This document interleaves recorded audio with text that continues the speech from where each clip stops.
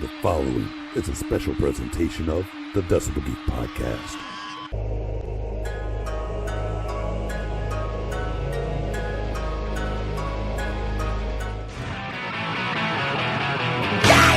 This is the Decibel Geek podcast with Chris Czynszak and Aaron Camaro.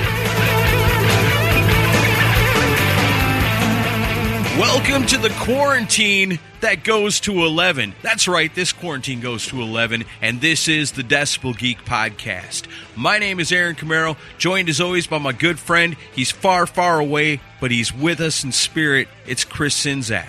Hey, how's it going? By the power of Skype, how are you? Yeah, by the crappy power of Skype. I'm fine. It's like the podcast is sometimes an hour or 2 hours long, but when you equate Skype and the setup and everything that goes into it, it's actually like 3 hours. Yeah, I talk to you more than my wife, and I still don't even see you. That's the perks, baby. You don't even have to see me because it's the Quarantine Sessions. This is number 11. We're going to have a good time today. As always, we've got another awesome guest with us. This one is going to be extra, extra special. So before we get right to it, because you guys have sent us a ton of really great questions this week, I'm really looking forward to diving into these. Now would be the time where we take care of our business. You know, check out our reviews, see if we got any from Podchaser. Maybe we got a recommendation on Facebook, possibly an Apple Podcast review. But this week, no, none of those. But yeah, that's all right, because there's been so much great conversation on the Facebook page lately that I've been noticing. You know, so many cool rock and roll fans all getting together, congregating there, and just having polls and talking about their opinions, and everybody's talking about what they love, what they don't love, and it's become a real community. It's been that way for a while, and it's so cool to see that. And so, you know what? That's good enough for this week. Go to the Facebook page, like it, and get in on the conversation. I'm not upset about it. No, it's all good. And yeah, we, like you said, the interaction's been great. The amount of questions you guys submitted this week is nuts. Yeah. And not only a lot of questions, but a lot of really good questions. So we're excited to get into this today. But last week, as we continue along this journey of being quarantined away from each other with these sessions that we've been doing, last week was number 10. We had an awesome guest, our good friend Metal Mike from MDG Rock Photography, and I know you guys have been checking out his stuff and loving it. He's got so many amazing pictures over at the Instagram. You got to check that out. And we had some really cool people that shared and retweeted last week's episode, and if you didn't know, that means that they are Geeks of the Week. Yeah, this week's Geeks of the Week are Brant Cattell, Darren Parkin, Joseph Capone, Joshua Toomey, Rock and Ron Runyon, Adam Cox, Decibel Geek TV, Bill Elam, Simon Catt, Victor Ruiz, Mikhail Burrell, Scott Crouch, Aaron Baker, John Phillips, Mike Parnell, Todd Cunningham, David Glenn, James West, Steve Wright, Cobras and Fire Podcast, Baco, Joel Hoffman, David Cathy, Ernesto Aguiar, Hakan Bergstadt, Bipolar Billy, Eladio, Daniel Lee, and as always, and today, our special guest, Mooger Fooger. The Mooger Fooger. What's going on, baby? Hey, guys, what's happening? Now, this has been a long time coming. Absolutely, sir. Absolutely. Yeah, I blew your cover when we submitted questions. I hope that was okay. Oh, that's okay. I felt like I was on, MTV Unmasking of Kiss at that moment. It was all over, man. The mystique is gone, but that's all good, man, because I love everybody. It's all right. So it was like the MTV Unmasking, and as in I posted it late at night and nobody paid attention. Pretty much, man. Pretty much. It was like it went totally unnoticed. Oh man, too funny. But now you've become a Decibel Geek legend over the years, and we're gonna get to why you get named as Geek of the Week every week, because I'm also gonna reveal some secrets behind that today as well. Awesome! Can't wait! What a tease! This is I just really want to be serious, though. This is a real honor and a privilege. I've known you guys a very long time, and to be honest with you, Decibel Geek has gotten me through some really, really crappy times, and I really can't thank you enough for everything you guys do, the production you put into every week's show, And I can't tell you just how thrilled I am to actually be sitting here on the Decibel Geek podcast. How awesome is that? And the only thing would be awesomer is if we actually all were sitting here together. Yeah, no kidding. It's going to happen, brother. It's going to happen. You know it. Yeah, 2021 Rockin' Pod. We're going to be all feeling so good, so happy by then. And we're going to be rocking here in Nashville. But for today, you guys have sent in a shit ton of really, really good questions. I've perused these earlier. I know Chris was looking at them. The Mooger Fooger's been checking them out. We've got the answers to these questions. But right off the top on the Instagram, we got one from Ronald Reb, and he brings up Bob Kulick, and we got to talk about it. You know, former guest of the show, legendary figure in history. Bob Kulick passes away as we're recording this just a couple of days ago at the age of 70. Man, that sucks. Yeah, and I was caught completely off guard by it. I was working yesterday for my day job, and it came up on Facebook, and I was like, whoa, what's going on here? And it kind of hit pretty hard. We had our famous interview with Bob where it was a little awkward, and but as most of the last few interviews he did in his life were kind of awkward, but. Regardless of that, his contribution to music, not just Kiss, obviously we don't know what happened or what caused him to pass away. My thoughts and prayers go out to Bruce and his whole family. Yeah. It's got to be a very, very difficult situation because, as we know, they weren't getting along there at the end. So I hope that they found peace. I hope Bruce is okay, and I hope they get through this. But to focus on his music, some amazing contributions, like obviously with Kiss, the Paul Stanley solo album, a lot of great playing. He wrote Naked City, which is a song where when I first heard Unmasked, I didn't even like the song, but as I've gotten older and learned to appreciate a wider variety of music, I realized that that's like one of the best songs in the catalog, honestly. I love that song. Yeah, his playing on Creatures, he played on Killers, but then outside of Kiss, he did Crimson Idol by Wasp, which is an incredible album. Yes. Played on Paul's solo tour. Just a lot of great contributions. A really good player. All the best tribute albums. And a ton of tribute albums that he put together. And I've seen so many amazing tributes from musicians and fans for the last 24 hours. And he really was somebody who brought a lot of people together. Which regardless of his issues with the band or with Bruce, he really was good at as almost like a rock star matchmaker with a lot of these albums he put together. So my hat's off to Bob Kulick. It sucks that he's gone, but listen to some of that stuff. I listened to the Paul Stanley 78 solo album today and just had a ball listening to it. So hopefully his family is good, and that's what I'm going to take away from it. Yeah, if you want to know the majesty and the magic of Bob Kulick, you don't need to go no further than Paul Stanley's 78 solo album. He kills it on that. Yeah, it's great stuff. When I found out he played the leads on the Crimson Idol, the Wasp record, I was blown away and not surprised because his style and his tone and his playing is just all over that. When you really listen to it, you're like, okay, that makes sense. That's Bob. And it was just genius. And, of course, the 78 solo record and everything he did on side 4 of Live 2. Yeah. I mean, he burns it up. And, of course, we've all seen the video from the Kiss Cruise when the Kulick brothers were in better times and they reunited and they did that amazing show. I love that. I mean, I can't tell you how many times I've watched that show and just thought, now that is what I want to see live. And I was blessed enough to be able to see it. Very cool. Well, Bob Kulick, you're loved and appreciated, and you definitely will be missed. Absolutely. And go Yankees. All right. Well, I guess we got to move on from that. It's a tough way to get it started. But like I said, we got a lot of really great questions lined up. Here's another one from Instagram. Comes to us from EJ Spink. He's been knocking them out of the park with some really good questions. If you became a roadie, what band would you want to tour with? Mine would be Iron Maiden. Everyone and everything gets on Ed Force One and globetrots to some of the coolest places on the planet with Captain Bruce at the controls. How cool would that be? That is awesome. Yeah, that's hard to argue. That does sound fantastic. That would be good. I would, of course, I'm biased, but I would say Alice Cooper because I'd love to work on that stage production every night. That would be pretty fun. That's a tough one. Shane, what do you think? Well, I mean, it's hard to beat Iron Maiden and the Ed Force One and all that fun you would have globe trotting with them. I mean, that's awesome.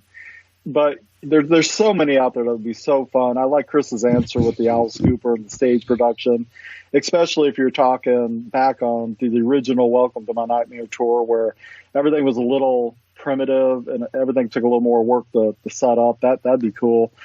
But to be honest with you, like a band like the Ramones, just stripped down, loading in, loading out, and probably partying pretty hard. That sounds, I think that would be a lot of fun. And you didn't exactly travel in luxury. I'm pretty sure they never did.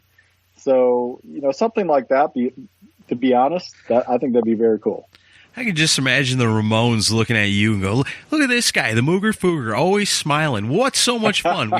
We got butter sandwiches. We're packed into this crappy van. We got to carry all our own stuff. But this guy having the time of his life. I would be in heaven. Yeah, here's your Marshall lamp, here's your leather jacket, and here's your heroin. Have fun. Yeah. We'll see you in rehab in a month. Have a good one. Wow. Good time. All right. Byron Chambers wants to know, what's with all these questions? Are you a cop or something? And did you check your messages? Yeah, I'm definitely not a cop, especially this week. And I don't ever check the messages. I check them. I'll get back to you, Brian. That's my fault. I run the Instagram, so I'll get back to you. Nice. You totally called out Chris Czynszak on the show. Beautiful. All right, here's one from Jeff DV8. If you could travel back in time, what would be your top tours to go see, besides just Kiss? Me, Van Halen 2 Theater Tour in 79, Stones in 72, and Master of Puppets. What do you think? Good. I would see Kiss at Cobo Hall 76, one of those nights that's on video. I would see the Ramones at CBGB's. Yeah. And I would see Van Halen on the 1984 tour just because the production was so fucking amazing. Good choice.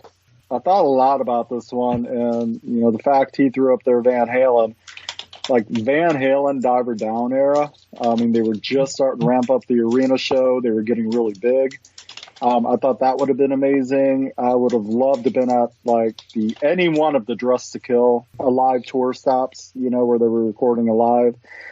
And Master of Puppets. I'm going to steal that right off of him because I would have loved to see that show, but not opening up for Ozzy Osbourne on the Ultimate Sin tour. I would have loved to see that tour in like a theater setting, maybe 2,000, maybe 3,000 people, and just Metallica. I think that would have been amazing. Nice. There's one that I always think about, and if it was like a time machine where you could go back to being a kid, if I would have known, because I only learned this years later, but Metallica played in Eau Claire, Wisconsin, when Cliff Burton was still alive. And it would have put me at about 12 years old. So I had no idea. And had I known, beautiful, I would have begged my dad to take me to Eau Claire, to take me to this concert, to this band he's never heard of. And I could have seen Metallica before they became huge. But like I said, I was 12 years old. And by the time I would have found out about it, even if Metal Edge would have printed the tour dates or something, it would have been a month later, so it wouldn't have mattered. Can I add one more? Yeah. Kiss at Tiger Stadium 1996. I wish I could have been there. That would be a lot of fun. Chris, are you typing emails while we're recording? No. Are you typing on your computer while we're recording? Maybe. Because that comes across really clear. Actually, had somebody thought that Ron was cheating at first when they were listening to that episode because of your typing. He was cheating by the Well, I mean, he was cheating, but he wasn't looking up the answers. He already knew the answers. That was me cheating then. A lot of good Aaron, it did you. Aaron, you forgot to float me the answers for this week, man. Nope, I swore it had to be legit from here on out. Thank God. Oh. I'll make sure I mute my mic from now on.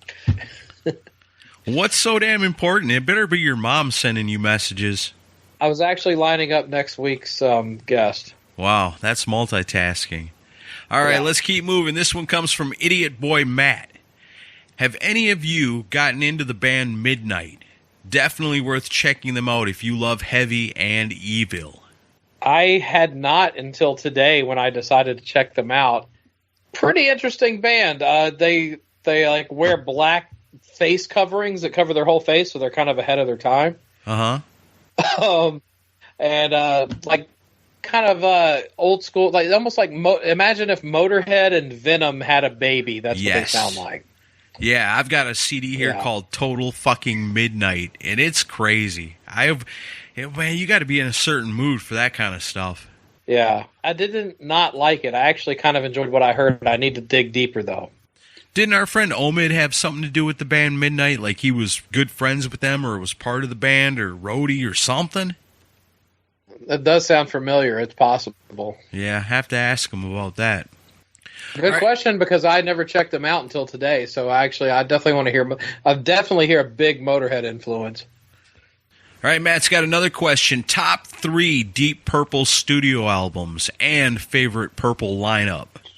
Shane, you a fan of Deep Purple? You know, I am. However, I probably couldn't name only one Deep Purple record, and that's Burn. So I really can't give you the top 3, but I do like Deep Purple. But to be honest with you, it's never been a big spin in my music collection. I respect the hell out of them, and I couldn't tell you what my favorite lineup is, but I'll just throw a dart and say Mark IV. Okay. Well, you could have went 42, but 4 is good too. Yeah, cool. Yeah, there you go. That's cool you bring up Burn. If I think about Deep Purple and my favorite albums, number 1 is definitely Burn. Number 2 is Machine Head. Number 3 is Stormbringer. Yeah. And I love every era of the band. I know, Chris, you're not a big Ian Gillan guy, but I love that stuff. You know, you can't discount Machine Head. It's such a great album. And even In Rock or Fireball, I mean, they're all so good. It's hard to pick 3. But I would say the era that had Glenn Hughes and David Coverdale is definitely my favorite. And that covers Burn and Stormbringer. Yeah. I mean, it's no shock that I'm not a fan of Ian Gillan's vocals, but that doesn't mean that. I mean, it doesn't mean that Fireball and Machine Head aren't great album. In Rock is a great album, but no, the Coverdale Glenn Hughes lineup is definitely my favorite. And if I'm picking 3, I'm picking Burn, Stormbringer, Come Taste the Band. Those are the 3 for me. It's so rare for a band like that to be able to change lead vocalists and then to bring 2 lead vocalists in. It's just a weird combination, but it sure does work. So funky and heavy and rocking at the same time. I love it. I will give an honorary mention to Perfect Strangers, because that is a good album. I love that song, for sure. Yeah. Balky's great on it. All right. More from Idiot Boy Matt. Off the top of your head, name 3 favorite Judas Priest albums and songs. Oh, my God. I mean, for me, I like the old school stuff. I mean, I like Judas Priest all the way along. Through every album, through their whole career, there's something on every album that I like. In most cases, there's something on every album that I really, really like a lot, all the way from the very last one they released all the way back to their very first one. Those first couple of albums, I love them a lot. Rock-a-Rolla and Sad Wings of Destiny. Not too long ago, I revisited both of those albums, and man, that's some of my favorite stuff. When that comes up on the iPod, I'm always happy to hear it. But for me, top 3, Judas Priest. Number 1, Stained Class. Number 2, Hellbent for Leather. And number 3, going back to Sad Wings of Destiny. Those are all good. I would. This is really hard. This is like picking your favorite kid. Yeah, but that can change in 10 minutes. Absolutely. You know? But if I'm going to go off the top of my head, which is what he asked me to do, favorite albums. If I go back to the old school, Sin After Sin, Screaming for Vengeance, and I'm going to put Firepower up there because I still go back to that record all the time. And then favorite songs, Desert Plains definitely is one. Dissident Aggressor is one of my favorites. Yeah. And for now, I'll just say Free Will Burning. Shit, yeah, that one's awesome too. Like I said, all through the whole career, there's something there for everybody, especially me. What about you, Shane? Tell me your love of the Judas Priest. I could throw a dart and hit any one of their albums in the catalog, and I'll love something about every one. But off the top of my head, I'm going to say Painkiller, Stained Class, and Firepower. Nothing bad about any one of those records. And if I got to go like favorite songs, Painkiller is still, to this day, will give me goosebumps and get me moshing by myself in my backyard if I have to. Every time that song comes on. Mm-hmm.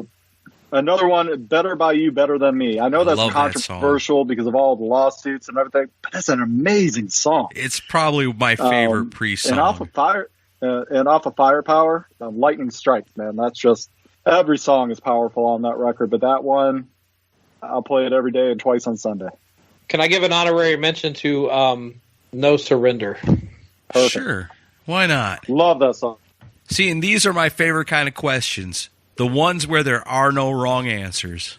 Unless you pick Turbo. Just kidding. There's even good stuff on Turbo. Oh, now wait. Hold up. Cold Off of Turbo is an amazing song. I know. I'm talking about Turbo Lover. What's wrong with that? I don't like it. Never have. There ain't nothing wrong with that. There's worse on there. We can all be wrong. Yeah, there's parental guidance, right, Aaron? Exactly. No. Oh, man. Three Tigers Spokane. What was the first MTV video you ever saw? And what was the first hard rock or heavy metal video you ever saw? Well, I can tell you, I don't exactly remember it, but I remember the event of it. Being at my Aunt Dawn's house, who lived in town and had cable, and I was real young, but was into music. And the debut of MTV was kind of a big deal. And so I was at her house. I remember being there when the first video came on. I don't, remember it. I guess it was Video Killed the Radio Star. But I saw the first video. I was there for it because it was cool. Because back then, you know how it was. You remember. If it was on TV, it was kind of an event. It wasn't nothing you could DVR and watch later. It was a thing you had to be there for, and that's how kind of that was.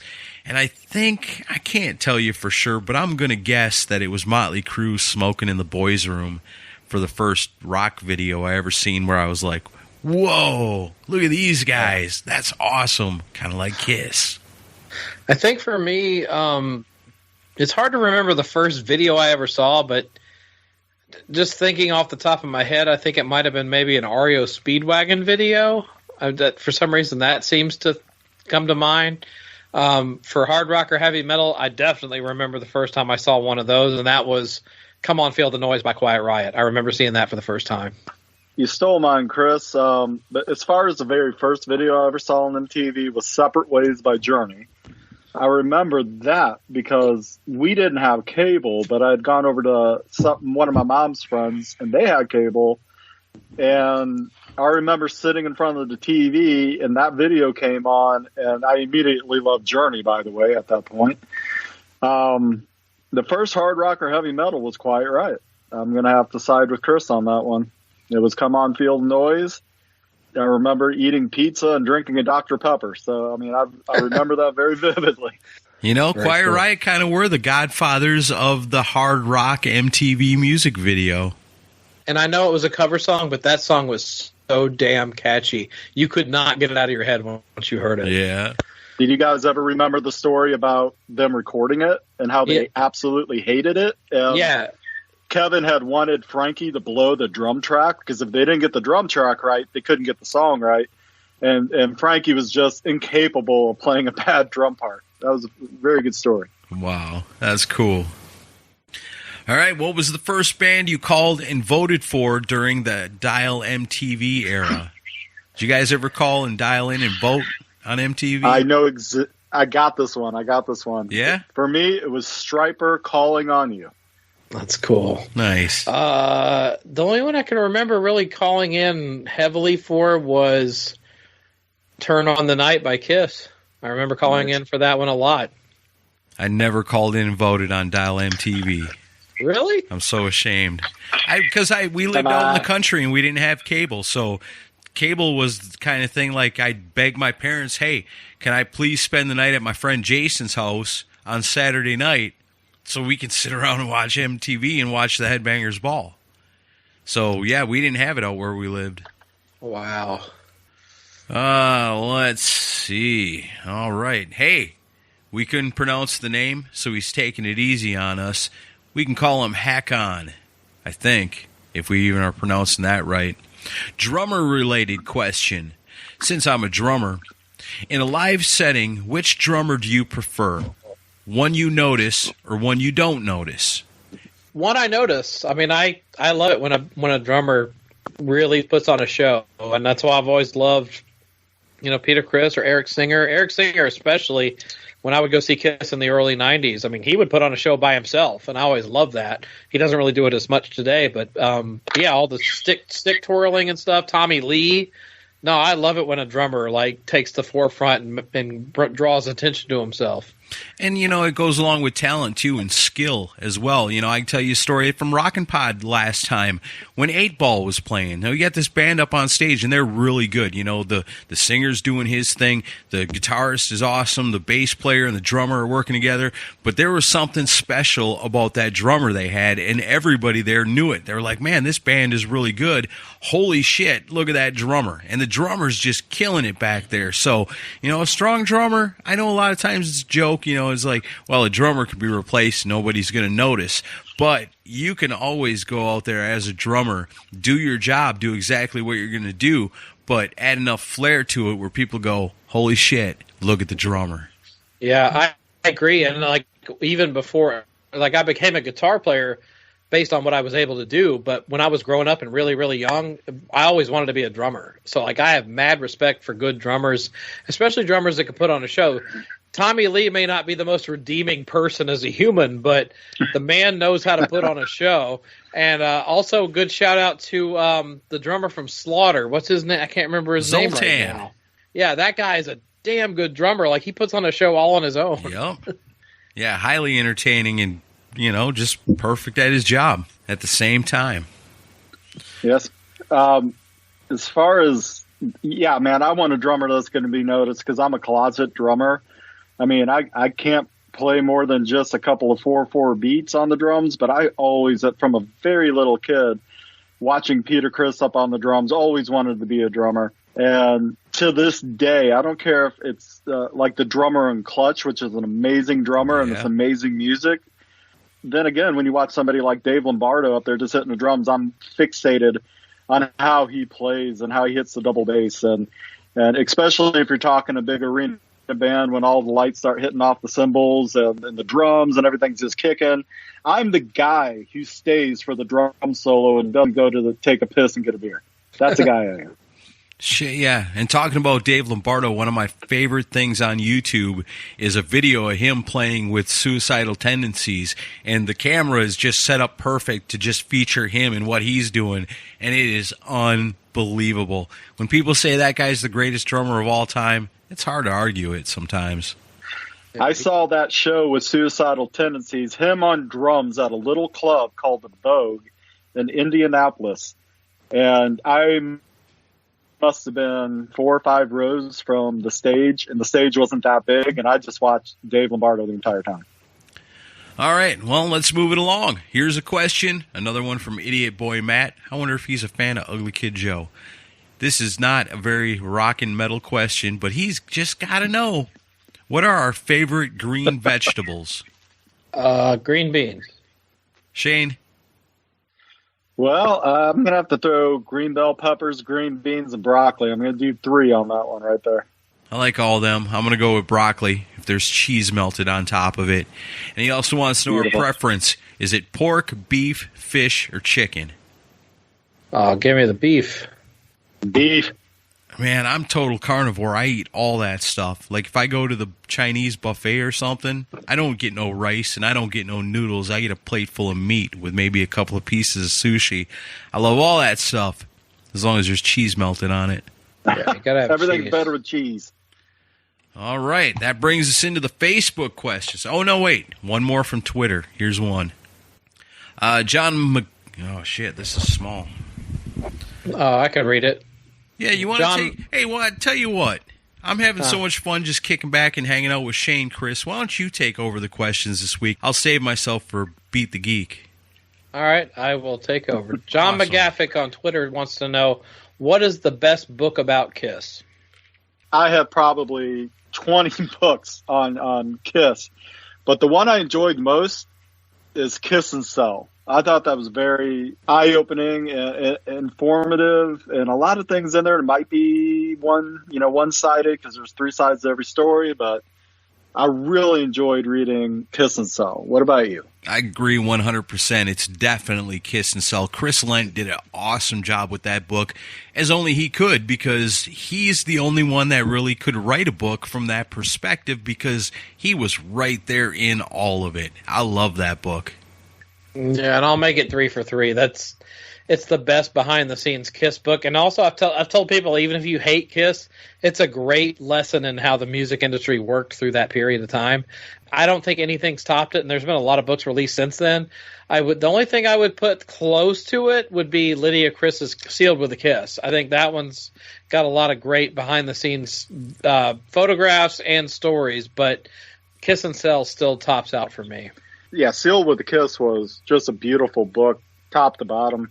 She did such a good job with that book, and it was so enjoyable to read and look at. Yeah. There's a lot of great Kiss books out there, but you just can't top the ones of the people that were behind the curtain. Yeah.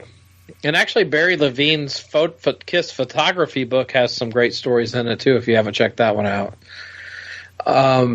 So let's go to Facebook. We have a ton of Facebook questions to get through. So Patrick Breen wants to know, being a fan of both Bill and Ted movies and soundtracks with the new one coming out, would you prefer more of a classic rock and metal soundtrack to sell? Mind if it was a tool to sell newer music and bands? Myself, I am hoping for classics and maybe a reference to Gary Sharon's stint in Van Halen. What do you guys think?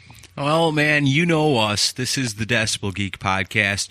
I would love it if they went back and looked at those first 2 soundtracks and took the bands that were still around and had them comprise the new soundtrack. Get Tora Tora on there with a new song. Have Kiss come back and write one for that. Do some stuff like that. It's Bill and Ted. It's got to be the classic rock that goes along with that. And by the way, I am super excited that this movie is finally coming out. Oh, me too. Yeah, I got to agree with you. I think it's got to be bands from the past, and I think it would be cool to see bands from back then, like, on the Bogus Journey soundtrack, you had Slaughter, Winger, Kiss, Richie Kotzen, Steve Vai, Faith No More, Megadeth, Primus, King's X. So you had a good variety of stuff then, but like have those bands record new songs. I think that would be fun, and I'm totally stoked for the new movie. Shane, what do you think?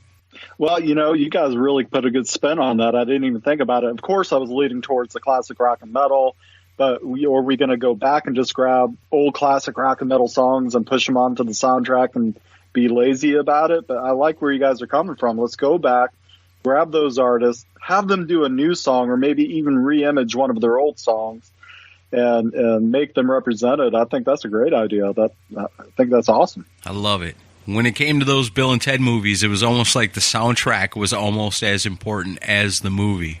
Yeah, I remember. Was it Bogus that the God Gave Rock and Roll to You 2 was on? Yep. That's one of my favorite soundtracks of all time. Sitting in the movie theater as the credits rolled on that one and thinking to myself, man, that sounds like Paul Stanley. That sounds like Kiss. I had no idea. Wow. I'm super excited to see the new movie. I'm excited to see it come out. So let's go to the next question. Mark Before Adams. we do, I just got to say, Wild Stallions rule. Oh, yeah. All right, go ahead. Mark Adam wants to know your top 3 perfect albums, not a skippable song to be found. What do you got? Oh, man. I'm going to go, man, and this is another one, change in 10 minutes from now, but at this moment, right now, I'm going to say Skid Row, Slave to the Grind, Metallica, Master of Puppets, Motorhead, Ace of Spades. Those are nice. Shane, what about you? Can we do greatest hit compilations or no? That's cheating. No. All right. Well, Shut down.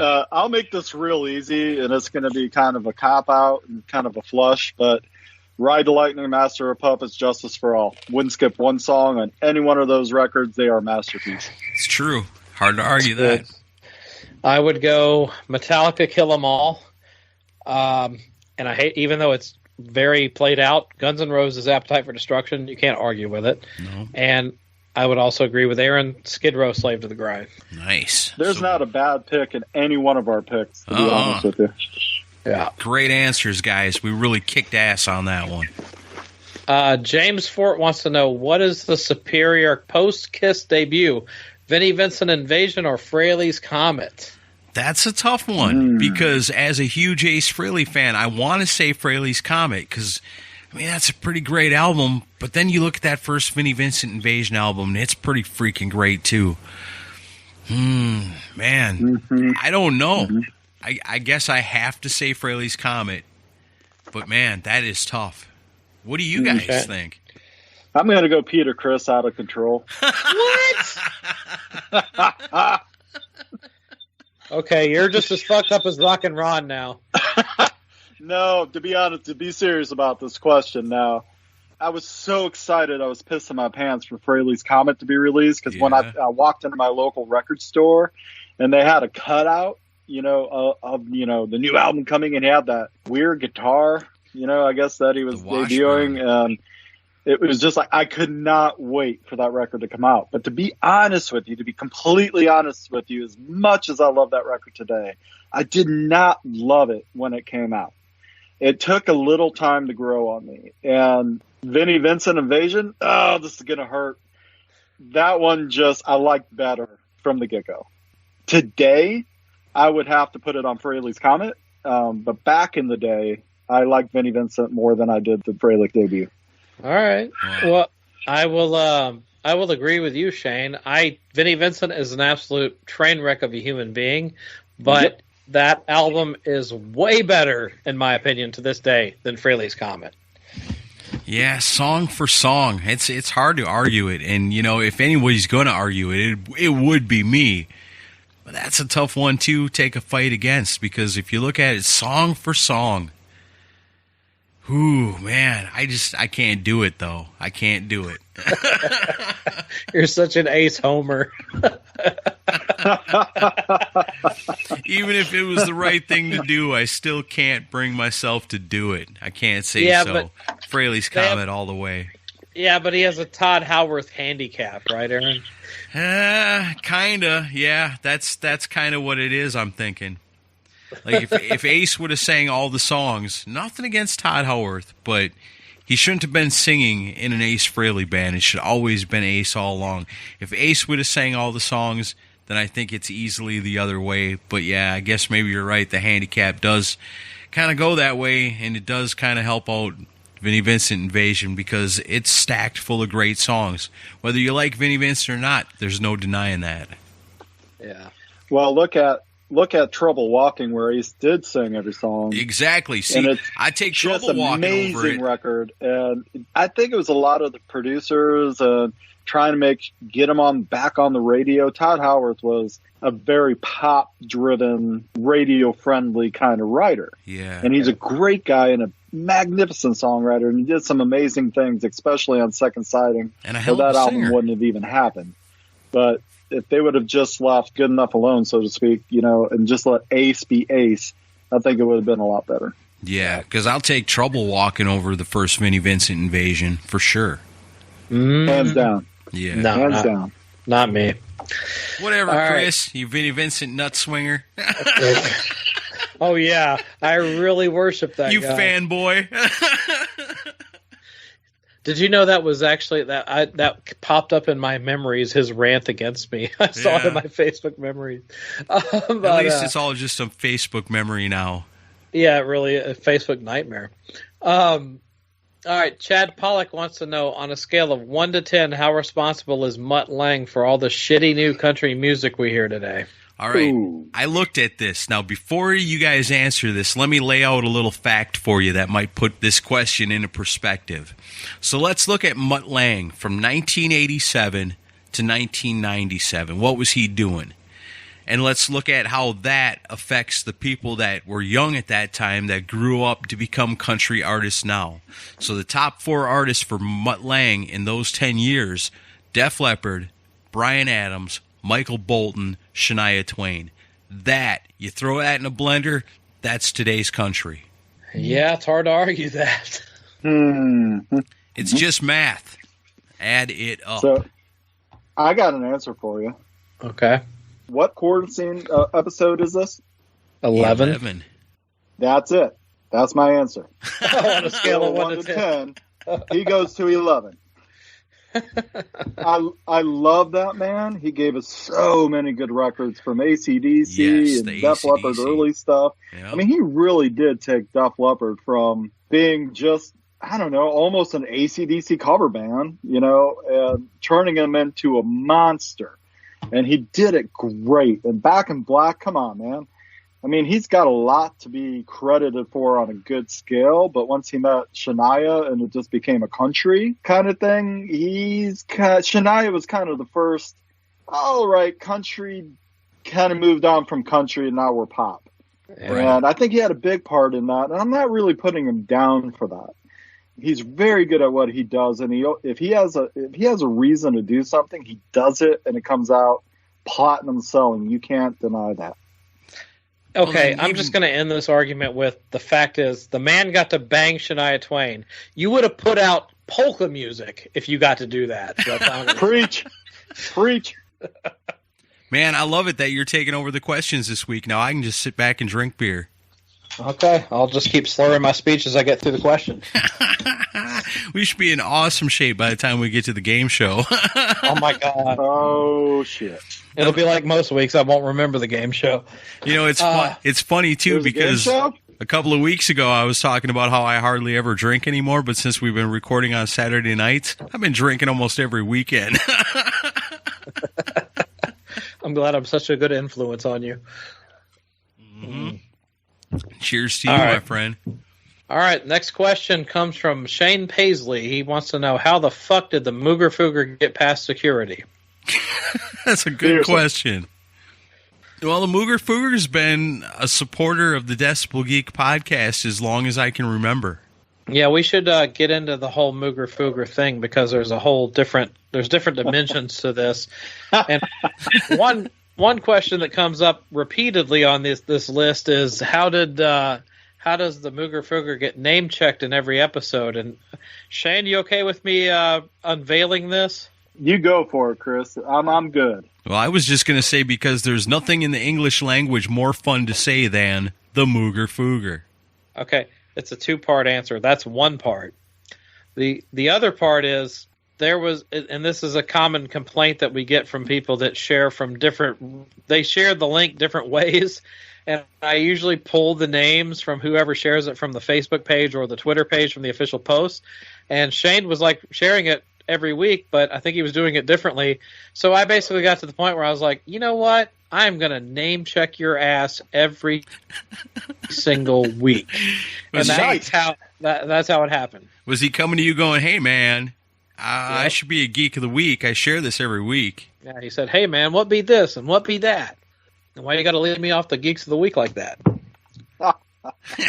And so here's a question I don't know, and this was asked by a number of people. Where the hell does the name the Mooger Fooger even come from? Okay. Are you guys ready for the epic answer, or do you want the boring answer? No, we want the epic answer. Okay. Well, I suffer from something called night terrors or night frights or really bad nightmares. And I get them from time to time. So I had one, and I'm going to say this is around 10, 9. And I had one, and dripping in sweat. I couldn't get to sleep because this was a really bad terror. I got up, got out of bed. I said, I got to go take a piss, clear my head a little bit so I can get back to sleep. I walked into the bathroom, written on the wall in more blood than you could ever imagine. I saw something that said, regoof, regoom. Regoof, regoom. I'm like, what the fuck is that? And sure enough, I turned around and looked in the mirror, and it said Mooger Fooger. I'm like, what is a Mooger Fooger? This has got to mean something. So from that day forward, that name has just been assigned to me, Mooger Fooger. Wow. you guys sold on that, right? Does that make sense? I guess That's not what I was expecting. I should be scared of Mooger Fooger hornets coming from China. I saw them once, yes. But the real serious, boring answer to this is when I had a commute for work for a while. I was living in Anderson, Indiana, and I was living with a couple other guys in a townhouse. Well, I would get bored on Friday nights because I had to work Saturday, so I was still down there Friday nights. And I was doing my first incantation of a podcast, and it was just basically blowing up my Facebook feed with videos and acting like a DJ. And I said, well, I really need a handle. And while sitting on the crapper looking at a Guitar World magazine, I saw a piece of gear, and it was called the Mooger Fooger effect pedal. Oh. And it was supposed to replicate the Mini Moog. And I thought, well, that's the funniest name I've ever seen in my life, the Mooger Fooger. So instead of all one word, the Mooger Fooger, I said, I'm going to make it up. I'm going to make it myself. I'm going to make it Mooger Fooger. And I have the Fooger Nation on Facebook for a while. And that's really where it came from. It's nice. As simple as that and as boring as that. And I appreciate the fact that through you guys mentioning me at the end of every episode or at the end of every Geeks of the Week list, that somehow I'm still there, and I do not feel worthy of that. But at every Rockin' Pod, everyone comes up to me and says, "You're the Mooger Fooger." I'm like, yes, I'm just an ugly, bald, old idiot, and my name is the Mooger Fooger. Nice to meet you. But everybody that listens to the show loves him. Yeah, your legend has grown over the years. It's pretty funny. Oh man! And he contributes to that legend every year at Rockin' Pod. It's just stupid how media can spread whatever it wants, and you guys somehow got the Mooger Fooger out there. And people who remember my Facebook show, so to speak, they're often like, "Are you the same Mooger Fooger as Decibel Geek?" And I'm like, "Yep, unfortunately, that's me. That's me." Wow. These guys somehow have put up with me for so many years. They've learned to celebrate it after a while. Yeah. We just love to say the name. That's the biggest thing. Come on. So if you come up with a clever name and you complain to me that we never mention your name, then I'll probably just get fed up and put you on the list every week. Yeah. Oh, man. All right, so Mark Adams wants to know, favorite band that starts with a W. I would say mine would have to probably be Whitesnake, I guess, overall. Man, that's pretty tough. Yeah, Wasp. I was looking at Whitesnake. I was looking at Wasp. I got to go with Warrant. That's a good one, too. There's a lot of W names. Yeah. Weezer, Wednesday Can I change 13. my answer? No. Wham. All right. Nice having you on the show this week, Mooger Fooger. We'll talk to you later. Nice knowing you. See ya. And that was the last time you ever heard him mentioned as a Geek of the Week. I know. You just got removed from Geek of the Week going forward. Disqualified. David Hudson from Digital Kill the Radio Star wants to know, what's your favorite style of guitar? I'm guessing he means body style. And in that case, I would go first and say the Paul Stanley Ibanez Iceman is my favorite. Nice. Yeah, that's a beauty. I always loved the BC Rich Warlocks. I just love the shape of them. They look metal. They're pointy. Yeah. They got very pointy edges. They're pointy in all the right ways. Well, yeah, going back to, it's going to be obvious, but Ace Frehley being the very first guy I couldn't take my eyes off of on that Live 1 album, and seeing him in pictures and on the trading cards and everything with his Les Paul. Les Paul was absolutely the guitar I had owned when I became an adult and became wealthy enough, quote unquote, to afford a guitar. It's a Les Paul all the way, hands down. The Flying V's a close second, and the Explorer is probably third. Yeah. See, that was always the thing I found cool about Ace Frehley, too, is like Ace Frehley always had that Les Paul, a wooden Les Paul, and so it never really seemed to fit except for the sound. And that's what reinforces that Kiss is so much more than just the image, because Ace would have got some crazy looking guitar to play if it didn't matter, but because the sound mattered, he played a Les Paul.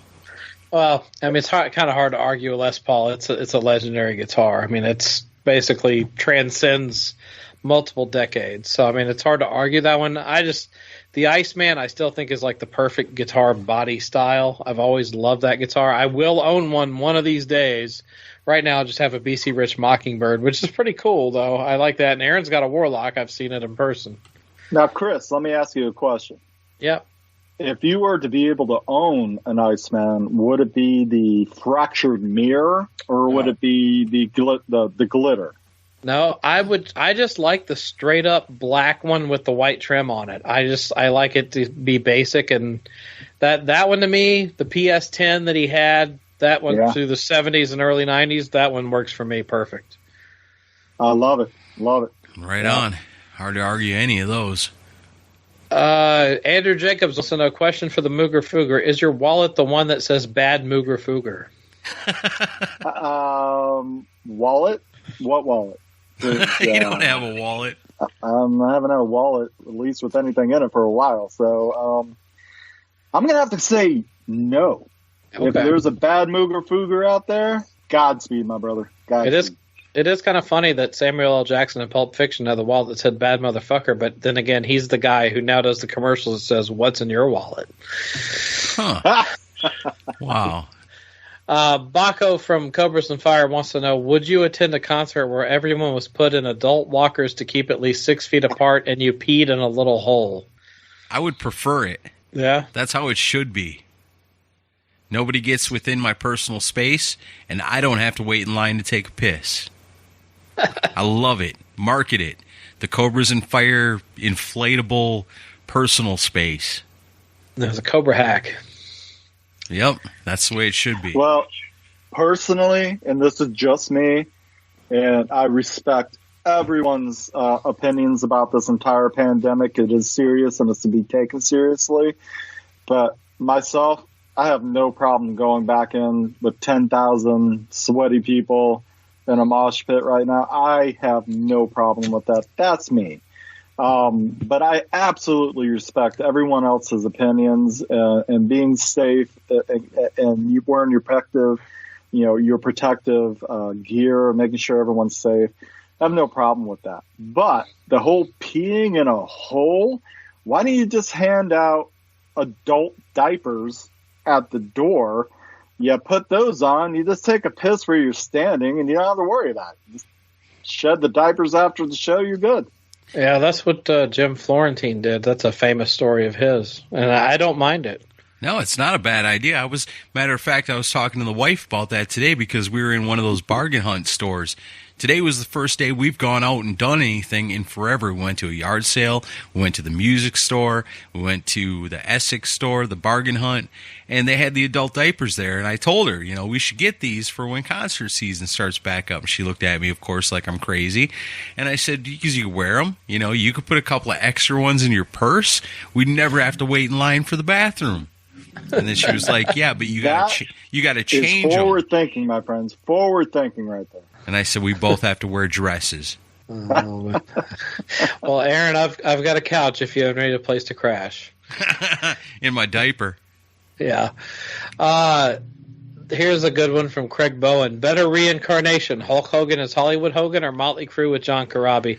I'm going to say Corabi. I already know what Aaron's going to say. Well, the answer is obvious because, yes, as I love both of these reincarnations, both of these changes in the characters and what you expect out of these two different entities. And yes, I truly love it to the bottom of my heart that Hulk Hogan keeps coming up in these quarantine sessions. I'm glad you do. But if you look at it and say, okay, which one was better? The Hollywood Hogan was way more successful of a change than it was Corabi joining Motley Crue. As awesome as both of them were, Motley Crue didn't do nearly as well with their transition as Hollywood Hogan did with his. But are we talking commercially or personally? Well, either way you want to take it. Personally, I love them both. That's not the question. If Karabi had just put some charcoal on his cheekbones, then they would have been a hit, right? Good Lord. Come on. But my answer would absolutely be Karabi, because I was so happy when that record came out. And I did not have one issue with them calling it Motley Crue, because that was finally a Motley Crue that I thought sounded as good as they needed to sound and the way they needed to sound. Not that I disrespect a lot of the back catalog. I thought Too Fast for Love, Vince was a little screechy. I think they cleaned them up on Shot at the Devil. Theater of Pain was a joke. Girls, Girls, Girls does not hold up well. Dr. Feelgoods is okay. But when they dropped Motley Crue with Karabi, that didn't leave my CD player for that summer. That's my 2 cents. Send hate mail to me. There's no arguing that, though, because exactly everything you said was true. I don't think it's hard to argue that Shout at the Devil is Motley Crue's greatest album. And so everything since then never really held up to that until 94. But by 94, that was a totally different band. Yeah, I can understand how you think it's cool that they kept the Motley Crue name. I personally think they should have changed their name to something else and became a whole new band to give it a fresh start, because that's what hurt it, I think. The Motley Crue fans that only liked Motley Crue the way it's always been, to say, no, this isn't Motley Crue anymore, therefore I don't even want to hear it. I don't even want to know if it's any good. I don't give a damn, because it's not Motley Crue to me. Those of us that were big enough Motley Crue fans that checked it out anyway said, wow, this is badass in a different way than what we've been getting from Motley Crue for a long time. Yeah, I agree overall. I think you're wrong, Shane, about Theater of Pain. I love that record. But you're wrong. Oh, whatever. All right. That's okay. That's fine. Okay. All right. Yeah, you and Mutt Lange. But it's best that we move on.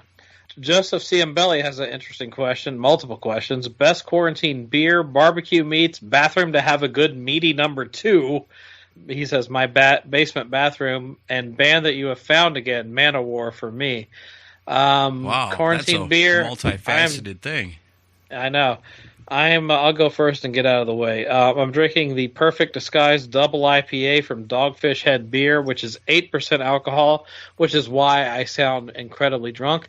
Barbecue meats, I still have to go with brisket because I love Kansas City. Bathroom to have a good meaty number 2, probably my own. And band that I've found again. I don't know that I've found any bands again. I've been listening to a lot of Motorhead this week, so maybe that's my answer. Good for you. Those are good answers. Yeah. My beer, you know it. It's ice cold Coors Light. So delicious. A little buttery. I think that's what Coors Light is. It's got like a little hint of butteriness to it. So smooth. I love it. I got the big tall silos, the big giant silver bazookas, and so I've been knocking them back for an hour before we start recording. So I'm feeling pretty good about not having to read the questions. I like brisket. Oh, yeah, for sure. I also love me some good old smoked chicken wings. No sauce on it, just smoked meat. Ooh, love that. I love to go for some smoked trout, but this is totally off subject. Favorite place to take a big old shit? Also Chris Czynszak's house. And I forget what the last one was. What's the band that you've found again through this quarantine? ABBA. Bullet Boys, I'll say. Okay. Yeah, Bullet Boys I'm going with. Shane? Well, I've been I just once the liquor stores open back up from curbside, now we can actually go in. A good IPA, man. I know a lot of people don't like IPAs, but I do. A Dragonfly IPA has been my favorite so far. BBQ meats, I'm going to say, I'm a redneck, so I'm going to go like pork steak, because nothing better than a pork steak. Bathroom to have a good meaty number 2. Yeah, I'm going to say Chris's house as well. You can't beat it. Yeah. What the fuck, guys?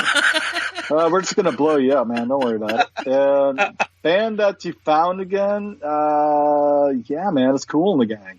Heavy as a Chevy, baby. Cool in the Gang. You heard me. David Lee Roth approves. There's a lot worse things the Mooger Fooger could be digging on. Just digging through my record collection. And this also isn't going to be very hard rock or heavy metal, but I've been pulling up a ton of Fleetwood Mac. So, okay. Yeah. That's a band I've always felt like I probably owe another deep dive into because there's so many people that love them. I know the songs that I know are like awesome, well-written songs, but my favorite thing when I think of Fleetwood Mac is the Judas Priest cover of Green Manalishi. So, I mean, that's such an awesome Peter Green song. era, baby. Peter Green era right there. That's such an awesome song that I think there's got to be other Fleetwood Mac that's good. So maybe someday I will. If you want more stuff like the Green Man dive back into the old Fleetwood Mac, which is the Peter Green era. So I'll get off this track right now before I get booted. No, you're right, though. The Peter Green era is good, and also the Bob Welch era is actually good, too. There's some good stuff there. Yeah, there's some good stuff there. I did not know Fleetwood Mac also had marks. Yeah, they did. Did you know when I saw Fleetwood Mac open for Kiss in 1994, it was Mick Fleetwood, Billy Burdett, Dave Mason, and Rebecca Bramlett. It was like the most non-Fleetwood Mac lineup I've ever seen. And, I saw it. Did you? Yes, I did. For Kiss. And, wow. And Mick Fleetwood did a drum solo with a whole suit with different drum pads on his body. And that was awesome. The splash cymbal was his crotch, which was pretty funny. That's badass. I remember it well. Yeah. From hearing that, I just now have a whole new respect for Fleetwood Mac.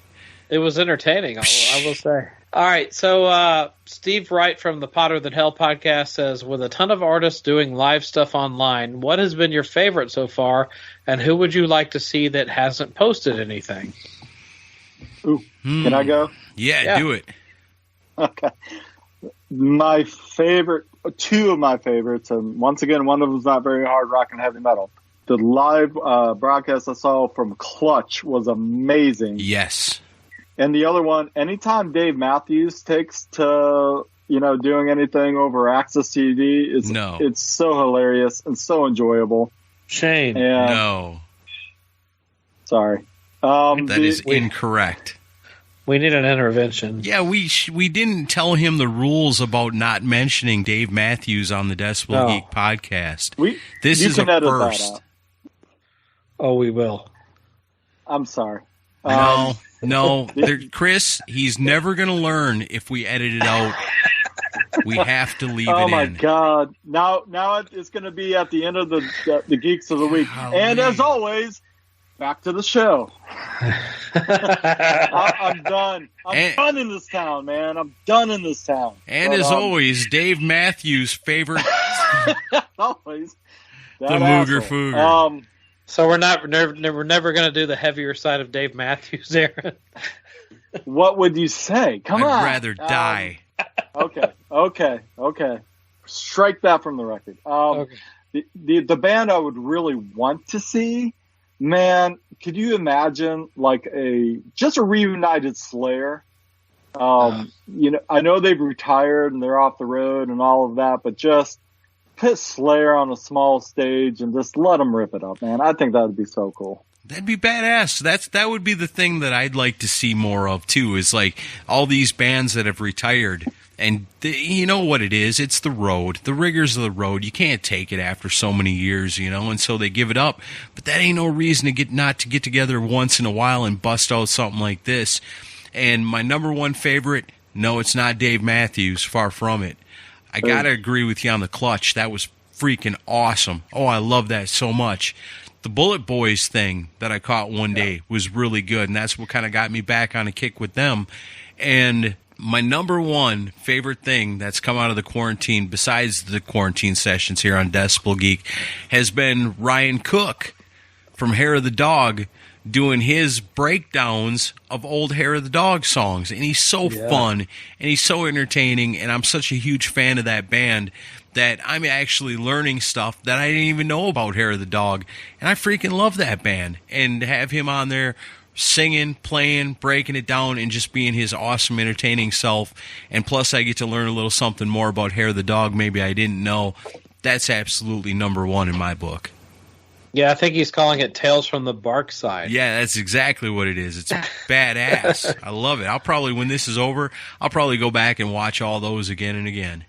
Yeah, they're putting out new material, or not new material, but they're like remix material with Michael Wagner, like a best of. Have you seen that? Yeah, I have. That's exciting. You know, when I first saw it, I thought new music from Hair of the Dog, and I was super stoked. And then it wasn't that, and I was a little bummed out. But then I saw it was Michael Wagner doing some remixes on that. And there's no question that, in my mind anyway, as awesome as that first album is, the second album, Rise, is by far the best representation of the band Hair of the Dog. And I think Michael Wagner had a huge hand in that because he's the perfect producer to work with just a straight-up hard-rocking band like that. Like when we talked to Michael Wagner and we said, what's the one band, if you could work with, that you would choose above any other? And he said AC/DC. And that's why the guitars on that album, the tone, everything is so right on the money. And so if he's going back and remixing or mastering some of that other stuff, I'm all for it. Aaron, while I have you on the line, let me ask you, because I brought this up to Ryan Cook, and he said it wasn't like intentional, but it's possibly subconsciously. You know the Hair of the Dog song, I Can't Fight You? Yeah, I love it. Have you noticed how similar some of the chord changes are to Touch Too Much by AC/DC?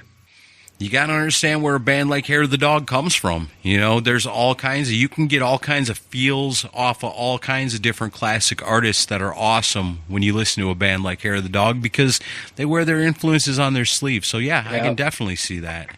And I was listening one day and I was like, this sounds like Touch Too Much.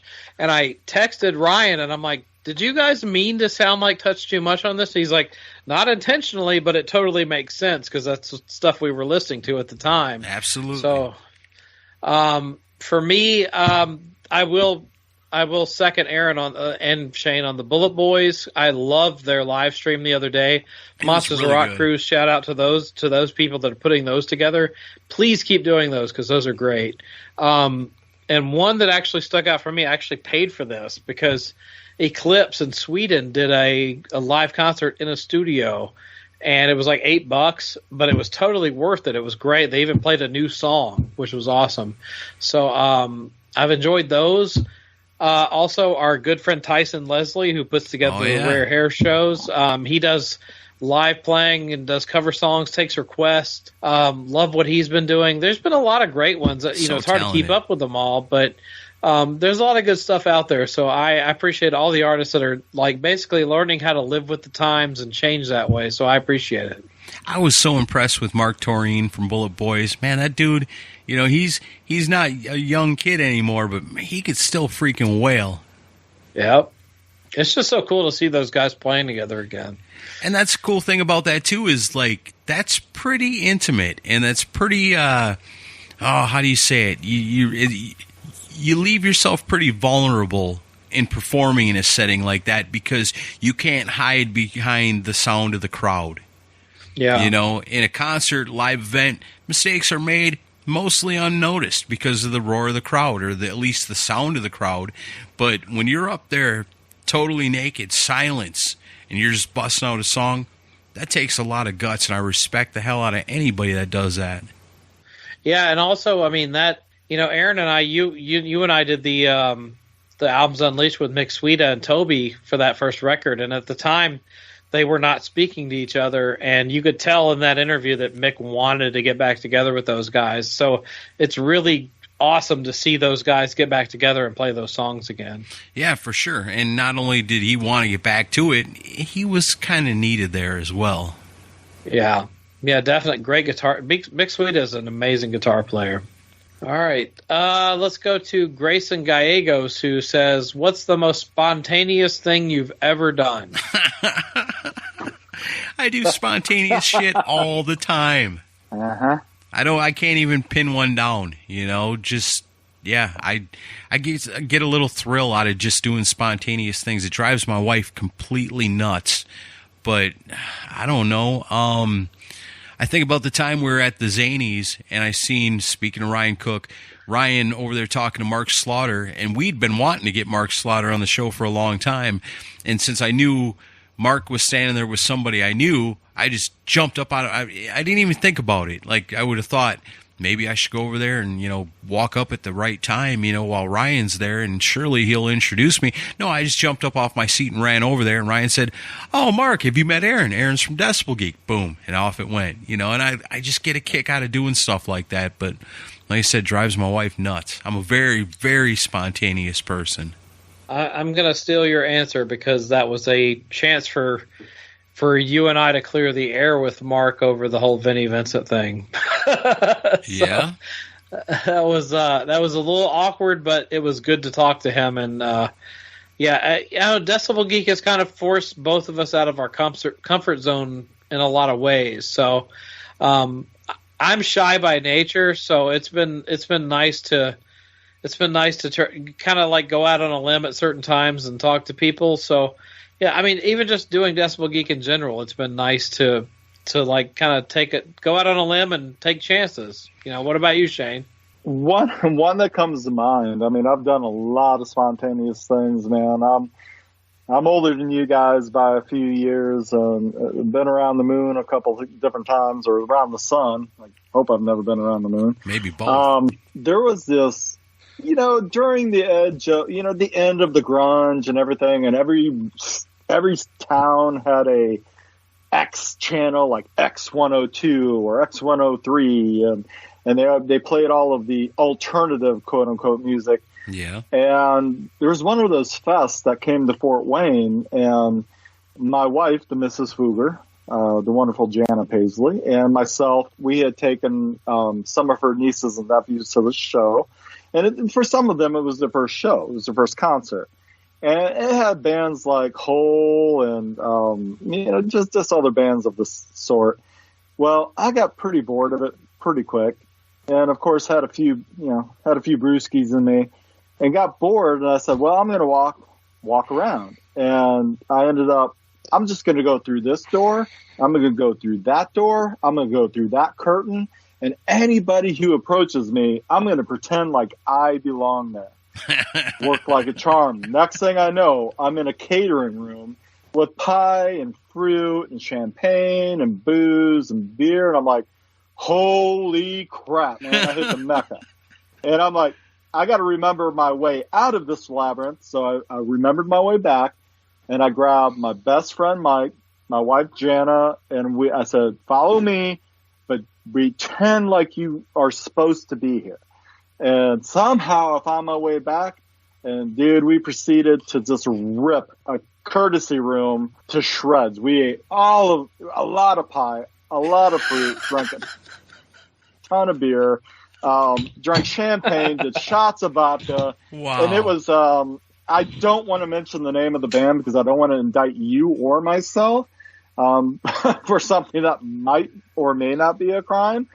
But she had a close-knit relationship with somebody in one of the biggest alternative grunge bands we know. I think you already gave it away. I didn't give anything away. I plead the fifth. But anyway, that was pretty spontaneous because it just kind of happened. And as many spontaneous things as I've done, that was a pretty fun one. God, to be able to see her face when she came in and said, "Where's all my pie?" I ate so-and-so's pie. Oh, no. Now it sounds terrible. It sounds downright disgusting. But that is pretty spontaneous. One of the most spontaneous things. And this entire story will be edited out. No way. That's awesome. I'm just going to walk in here and eat all the pie and invite all my friends to have what's left. Can I give you a 3, 2, 1 and you edit this out? Sure you can, but I probably won't. Okay, 3, 2, 1. I ate Courtney Loves Pie. Ooh. We're going to lead off the episode with that sound. Yeah, I think the statute of limitations is probably up on that. You'll be all right. And then she had you murdered. No, I'm just kidding. I did see her walk by me all sweaty and drenched coming off the stage, and then at the time, we had already eaten all the pie, most of the fruit, drank most of the alcohol. Some stage manager comes in and is like, "Where's your passes?" And I'm like, "We've been back here for hours." And he's like, "Well, you're going to have to leave." And I said, "No, man, we're back here." And he was like, "No, you're going to have to leave." And I said, "Fine." So Lee McCormick, our good friend from Canada, wants to know what do you have pre-ordered? Are you holding on to any concert tickets? I'm a lazy ass and I always wait till the last minute, so thankfully that worked out in my favor. Sitting on some plane tickets I can't use, but other than that, no. I am holding on to Strut tickets. That was supposed to be in Fort Wayne in June, and that has now been pushed back till August or September. I also have Coheed and Cambria tickets for Fort Wayne in September.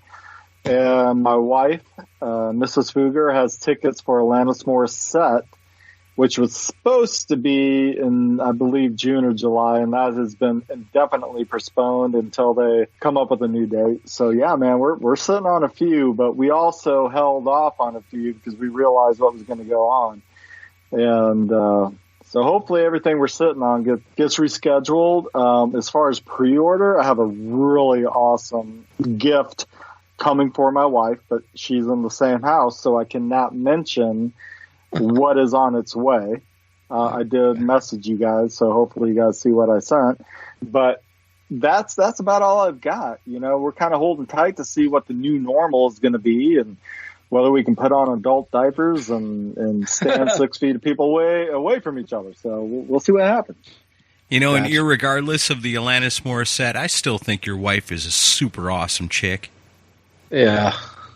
Well, she appreciates that. And by the way, she wanted to tell you guys hello and that she loved you and that she sends you love, her love to you guys and your wives. Oh, that's awesome.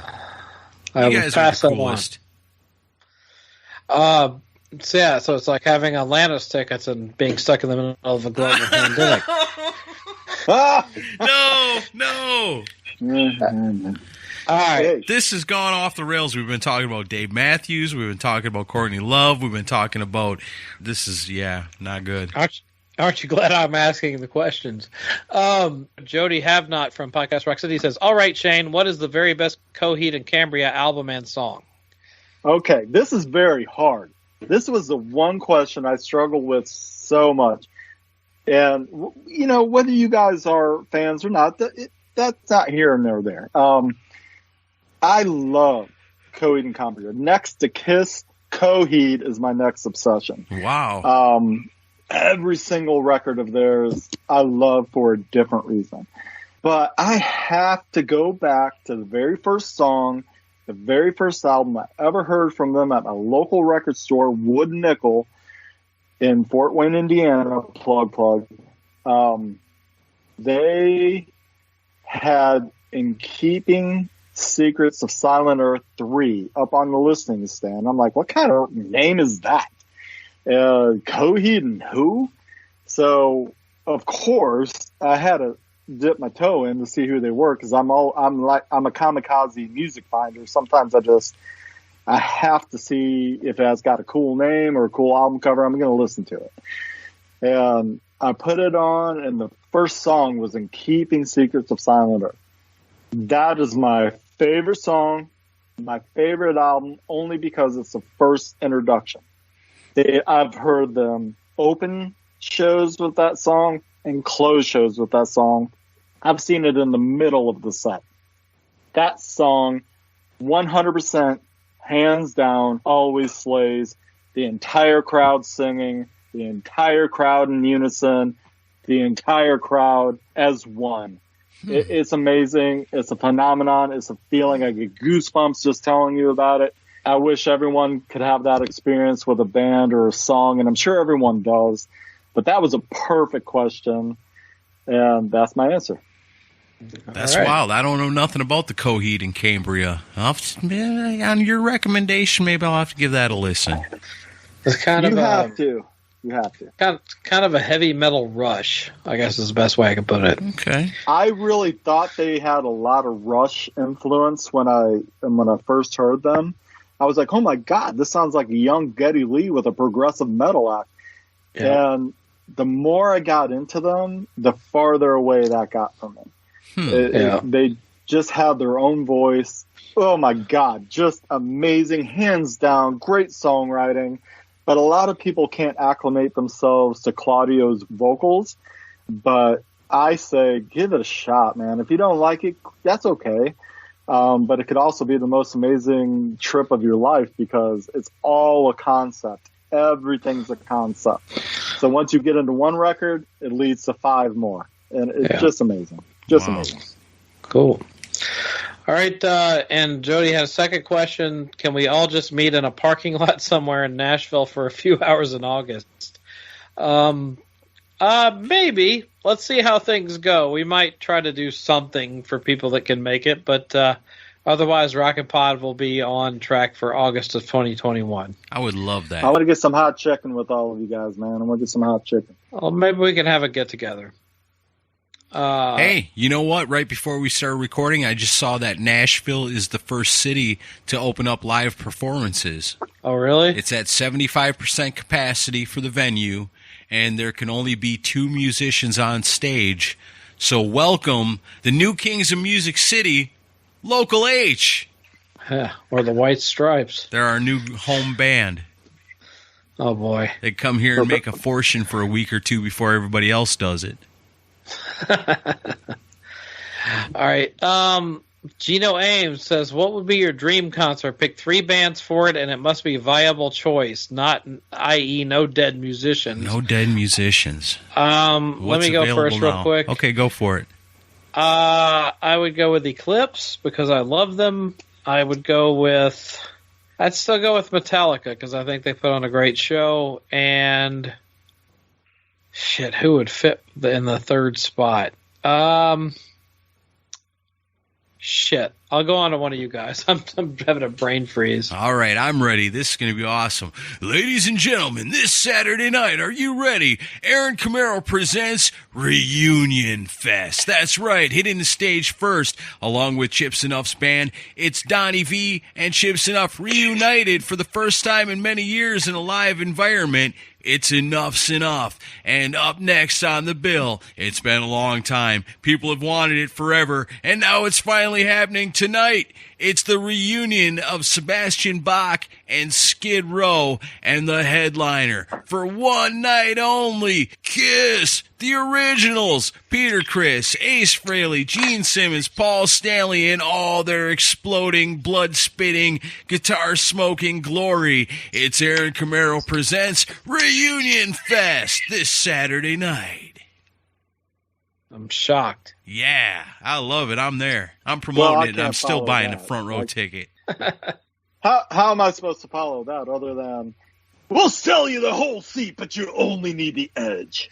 Yeah, sure. You'll have to reunite your ass with the seat when it's over. First off, I go Nickelback. What? Creed. Yeah, Nippleback. No. Guys, I'm just fucking with you. I would never do that. But gotta murder you. Over this past year, the shows that I've really loved, and I know I brought up the Struts, and they are pop, man. They're glam 70s pop. They're Queen pop. I get it. But they're awesome. I mean, if anyone has ever seen them live, they are so phenomenal. I'm going to go with you. What's that? I'm going to go with you because I saw them a year ago and they were amazing. I mean, if you didn't even know them, 4 songs in, you're with them. And that's the way the front man is. He just gets you going. So my 3, and I'm with you a little bit on this, is Metallica, Clutch, the Struts, and if I got to give an honorable mention here, I saw Prong about 7 months ago, and they were just hands down amazing. Nice. So basically Metallica, Clutch, the Struts, I mean, Clutch is never going to be a poster band. You're never going to put them on the wall, and you will never identify one of them, maybe Neil in public, but oh my God, do they put on a great show. They're awesome. One of the most unsung bands out there, I think. I appreciate that. All right. James West wants to know what concert out of all of you guys have seen had the most talented musicians together that day/night. For me, it was the G3 tour from 2003 with Yngwie, Vai, and Satriani. So much crazy talent between them and their bands. Vai's band included Billy Sheehan and Tony McAlpine. Wow. It's hard to describe. I mean, it's hard to really go off like who technically was the best. I mean, if I'm really going to go technically who was the best, the Wooten Brothers show that I used to see on a weekly basis at 3rd and Lindsley in Nashville. But as far as memorable shows, I have to go with the Gibson Guitars 100th anniversary show in 1994. You know, Kiss headlined with the Bruce and Eric lineup. They were at the top of their game. Fleetwood Mac, as I mentioned earlier, Mother Station, and also Brother Kane, who really only had Got No Shame out with Damon Johnson, and and also Pat Travers' band. So you had a hell of a lot of talent in one bill in that show. Boy, that's hard to top too. Woof. Shane, I don't have an answer. What do you got? I've got an easy one, man, an absolute easy one. Winery Dogs at a small venue here in Fort Wayne. There might have been, sadly enough, 150, maybe 250 people in the venue. And I got to see Richie Kotzen, Billy Sheehan, and Mike Portney just kill it on stage. And, I mean, those albums are amazing. You know, like them or not, that's a lot of talent up on one stage just for 3 people. That's a good one. We got to interview Billy on that tour, actually, right before their show. And super nice guy, incredibly talented. But that was a pretty good one. Here's my favorite question that was submitted. This is from Stephen Michael from the Growing Up Rock podcast. He says, does the Mooger Fooger remember any of Rockin' Pod 3? I'm guessing no. Hey, is he so wrong? I remember this like it was 16 years ago. It was in Florida at the Seattle Space Needle, and Sugar Ray did the pre-party, bitch. I remember it. He was there. If you think I booked Sugar Ray, then you have a lot of problems. Oh, was it Nickelback? Now listen, Sugar Ray, I'm going to book you for this, but you can only play songs off your first album. There's good songs on the first record? Yeah, there are. I wouldn't know. I'm telling you, this has come up in the past. Honest, let me be a man and answer this question straight on. It's Stephen has a very good point. I was in a bad spot. I was in a dark spot. And, yeah, man, I was intoxicated bad that entire Rockin' Pod 3.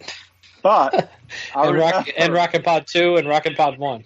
No. 1, I was good. I was solid 1. A little bit worse on 2. 3, forget about it. But I have a lot of great memories from it. And as always, man, you guys put so much work into each one of those. And I tell you, then, intoxicated and blacked out or not, whatever, I'm only human, and having a good time or not having a good time. I mean, you guys put so much work into that, and it was very much appreciated. And you guys have always treated us so nice. And you guys really went above and beyond last year. It was such a great experience. I got to meet Michael Sweet. I got to meet Dave Ellefson. I actually got to sit down and have coffee with Ryan Cook for about 2 seconds. And, all of that sober, by the way. And, Sonny Hollywood Pooney gave me shit, and so does Stephen Michael. But I love those guys to death, and I love what they do on their podcast, and I love what you guys do with the Rockin' Pod. And so, in all seriousness, man, I just really appreciate everything you guys do. And no matter how buzzed up you were, and even if you don't remember it, I can tell you, you were a lot of fun to be around. That's what they say about Ruben. That's that's what happens when I don't remember. Ruben comes out. Ruben. So next time it might be, and the Mooger Ruben. This is a good one. Eric Jordan, RMCP, wants to know, what's your favorite concert home video? He says examples, Murderous Metal Roadshow, Raising Hell, etc. For me, if I'm going to go just purely concerts, still Kiss Animalized Live Uncensored. Yeah. I wore that one out. But if I'm not including concerts, I still got to say the Pantera Vulgar video is still one of my favorites. Yeah, you can't go wrong with that one either. The Murderous Metal Roadshow he brings up is one of my all-time favorites. I bought the album, the double album, off my Uncle Bruce, and he had the video cassette, and he didn't want to sell the video cassette, but I asked him if I could borrow it, and I kept it for a long, long time until he finally came around, pinned me down, and said, "Give me back my VHS tape." And then I finally had to give it back to him, but I didn't want to. Yeah, Kiss Animalized live on Central. I wore that out. The Skid Row, both of them, Oh Say Can You Scream and Roadkill. I love both of those. Those are great. Man, I got a bunch of them here. I gotta concur with the Oh Say Can You Scream. That was amazing. It was kind of a documentary along with the concert. If I have to go like non-concert, this is dating me, but Kiss Exposed was the first VHS of any band that was doing anything like that at the time to me. Yep, me and too. I know that was the Asylum era.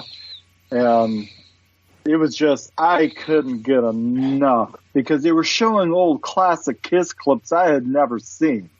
And of course, I grew up primarily in non-makeup Kiss, and they were showing the cool makeup Kiss.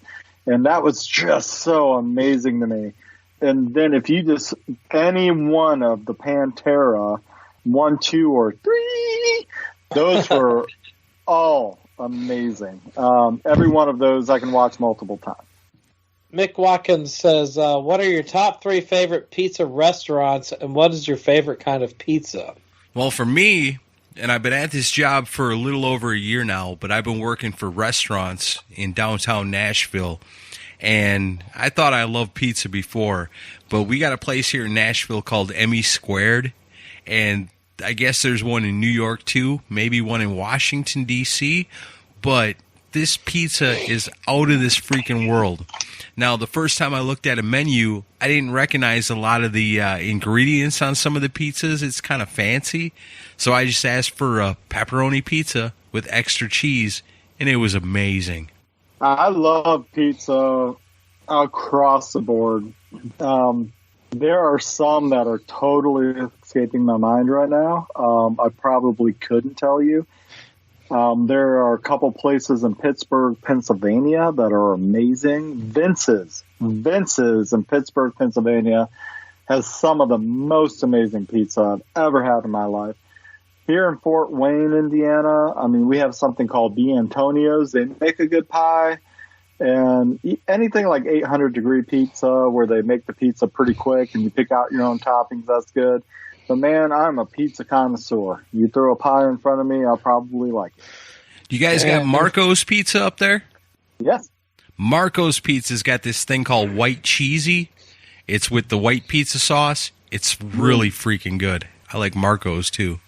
So for me, I'm a pizza's like my favorite food on the planet, so I have strong opinions on this one. If I have to go local for Nashville, there's a place called Angelo's Picnic Pizza. It's people from Brooklyn that came down to Nashville to start up a pizza place. They are the best in Nashville, easily. But I spent a couple of years in Chicago, and I fell in love with the pizza up there. There was a place in a strip mall called Little Italy that was right by my house that I loved. And then for as far as big chains from Chicago, Geno's East is probably the best of the best. What is the pizza that's kind of like a pie, where it's got crust on top and crust on the bottom and just loaded full of cheese and meat in the middle? Well, I mean, Chicago pizza is more like a pie, but it's deep dish because it's got more of the toppings on the bottom and then the sauce is put on the top. And that might be what you're thinking of. Yeah, I like that stuff. Yeah, it's like really, really thick. Yeah, lots of cheese. For chain restaurants, I will say Jets is pretty damn good. Jets is pretty good. I like their barbecue pizza. Yeah, a lot of thick crust. Let's see. Ian Wadley says, name a musician who should never be allowed to record or perform again, and why did you pick Sammy Hagar. What? Okay, let me break this up, man. What is the beef against Sammy? I might have missed it. What is your beef against Mr. Hagar? I think it all roots back to the fact that nobody can replace David Lee Roth. Exactly. Nobody can replace David Lee Roth, and no matter who would have been put in that position would have gotten the kind of response that Sammy Hagar has gotten. But yet Sammy Hagar went in there and kind of owned it and believed that he was doing better than David Lee Roth, and so that made it even harder to accept Sammy Hagar, I think, maybe. Okay. Am I right or am I wrong? Or is Sammy guilty of something else? That I see where you're coming from on that, Aaron. Absolutely, because he kind of came away from that a little cocky, like, "Hey, man, I saved Van Halen." No, you didn't. You just became the different face for Van Halen for a minute. But man, I just don't see anything wrong with the guy personally. But what do you think, Chris? I'm not a big Sammy fan, to be honest with you. But if I had to guess, I don't know, for like the genre we're talking about, and I hate to say this, but at this point in time, I would probably say to Paul Stanley. I think he should have hung it up a long time ago. If I'm not picking hard rock or metal, I would say Tiny Tim. Tiny Tim? Huh? Is he even still alive? I don't know, but he sucked when he was. Chris, I'm not far off with you from there. I get you. I'd never understood the appeal of Tiny Tim. This is going to make the Mooger Fooger really sad, but I'm going to say Dave Matthews. What? What did you say? So, thank you, Aaron, for bringing balance monkey on back my back or a doggy on the string? What? Huh? Balance has been achieved. All right, Keith Rockford wants to know, what are your thoughts on 80s rock bands doing grunge albums in the early 90s? Example, Warrant with Ultraphobic and Belly to Belly, and Dokken with Dysfunctional and Shadow Life. Some of those are my favorite albums by those bands. Like Warrant's Belly to Belly has got some amazing songs on it. Ultraphobic is a really good album. Dysfunctional is right up there with my favorite Dokken albums. So some of these bands that were kind of, I don't know, it was like they were still them with no expectations is the way I kind of looked at those bands, especially Warrant at that time, because they came out with both those albums in that era and were totally different than the Warrant that you saw in the Cherry Pie video. So the way I looked at it was, here's a band with no expectations. They're not anybody's priority at the record label anymore. They are not expected to hit big on the charts.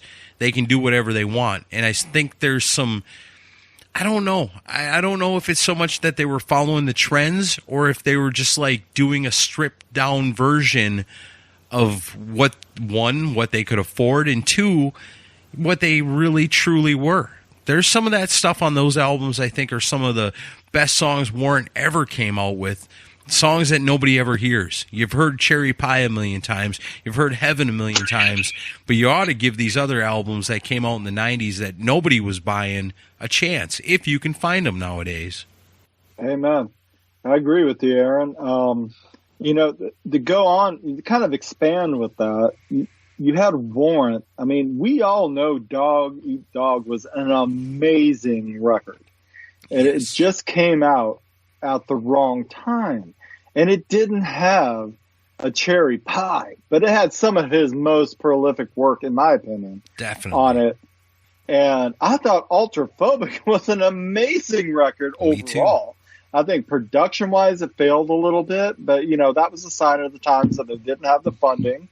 Belly to Belly, I was probably one of 4 people who liked that record. And if you even go back with like Dysfunctional, that was all music that was written around the back for the Attack days. It wasn't like they were writing trying to be grunge. That's the music that had been sitting in the vaults for a while. I'm sorry, I'm going to go all Stewart on everybody here, but Winger, Pull, that record was amazing. And it was just some of their best work was coming out at the end of what was the career, because there were so many hair bands flooding the market. And if anybody ever asked the question, did grunge kill hair? The hair band movement. No, hair bands killed themselves because it was getting redundant. But the ones that were really good, like the Warrants, like the Cinderellas, like the Dockins, and like the Wingers, that really talented musicians, creative people were coming out with great music. And it got buried because of the new movement. That's my long-winded answer. Definitely. And I'd throw Love Hate into that because they were coming out with some of their best stuff at that point. Amazing band. Tough came out with Religious Fix, which wasn't like what had brought them to the table. It was completely different, way heavier, way stripped down, and one of my all-time favorite albums. There's so many bands. Ugly Kid Joe, Menace to Sobriety was coming out at that time. There's a lot of bands that made names for themselves in the late 80s that came out with some of their best stuff in the 90s, but again, nobody was buying it at that point. And I would tend to agree, because I think it's almost a case of, and this is maybe a hot take or whatever you want to call it, but you had bands that kind of like were maybe coasting on their image, like Shane, you brought up Winger's Pull, or but like then there were other bands like Warrior Soul and Tora Tora and Roxy Blue, and a lot of these, and Wild Side, and bands where they realized very quickly that they couldn't get by on just the look anymore, and it forced them, or Tough with the Religious Fix. It was like you have to actually dig down deep and come up with good material. And I hate to say it, but 9 times out of 10 that didn't work. Or Kiss with Carnival of Souls. Yep. I honestly think musically it was kind of a golden age of rock, or Doc and Dysfunctional. You had albums that actually, if you just look at it musically and not think about, it's Dokken putting out a record in the mid-90s, it's actually good quality material. Warrant, Belly to Belly, Ultraphobic, good records. Now, they may not have sold what they should have, but in hindsight, it's one of those things, I guess I could call it, it's the golden age of rock in hindsight. Right, Motley Crue 94. Yeah, it didn't necessarily sell at the time, but those albums are actually looked upon the people, by the people that actually dug into them as really good records. So the early 90s was actually a really strong time for releases that came out. They may not have sold that well, but when you look at it in hindsight, they are respectable, pieces of output. I really like the way you put that about how a band, maybe before had relied on their image or how good they looked in an MTV music video. But now the videos are gone, so it doesn't matter how pretty you are or how cool you are or how awesome your leather vest is. Now you got to rely on your songs. And that's what a lot of those bands did. And it was like put up or shut up time for a lot of these bands. And honestly, a lot of them answered the bell really well. It didn't make a difference sales-wise, but as far as what you listen to now, when you listen to it, you're like, wow, that's like Religious Fix.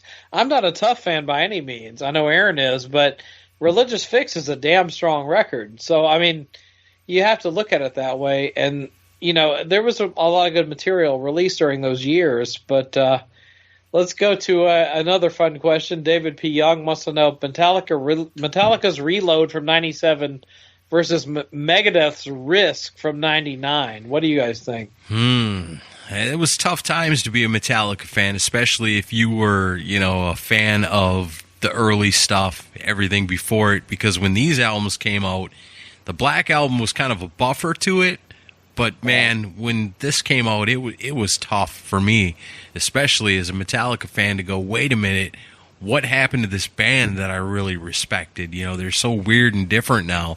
With that being said, Reload is still better than Risk. Not by much.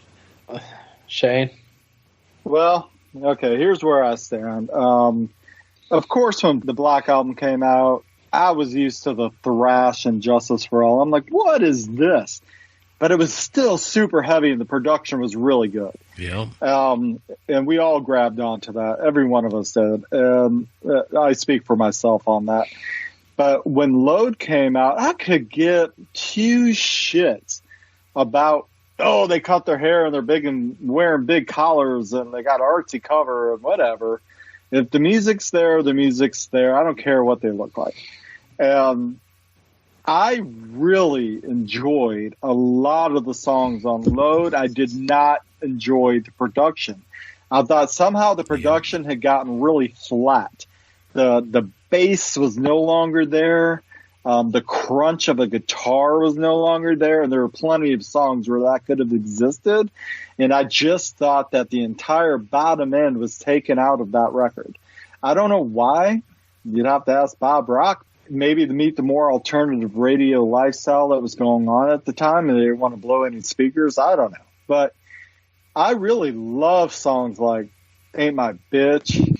I think it's a very solid record, about 60 to 75%. It almost kind of beckons back to the last thing we talked about how the bands of the 80s transitioning into the 90s. Well, Metallica was kind of doing that too a little bit later on. But it really boils down to not so much the quality of the songs, because the quality of the songs are there, but really a lot it falls onto the production. Look at Carnival of Souls. Awesome songs. Love Toby Wright and what he did with Korn and everything. And he did exactly what Kiss asked him to do. But the production is a different kind of production than the glossy, over-the-top kind of stuff you're used to. And that falls perfectly into Metallica right there. The difference in production between Black and Reload is night and day. Yeah. Well, it's funny you bring up Carnival of Souls by Toby Wright.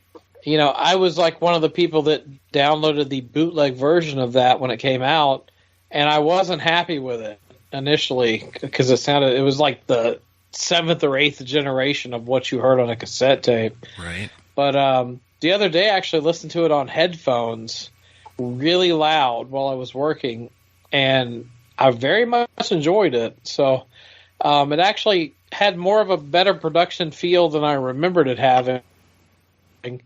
But to get back to the original question, Reload versus Risk.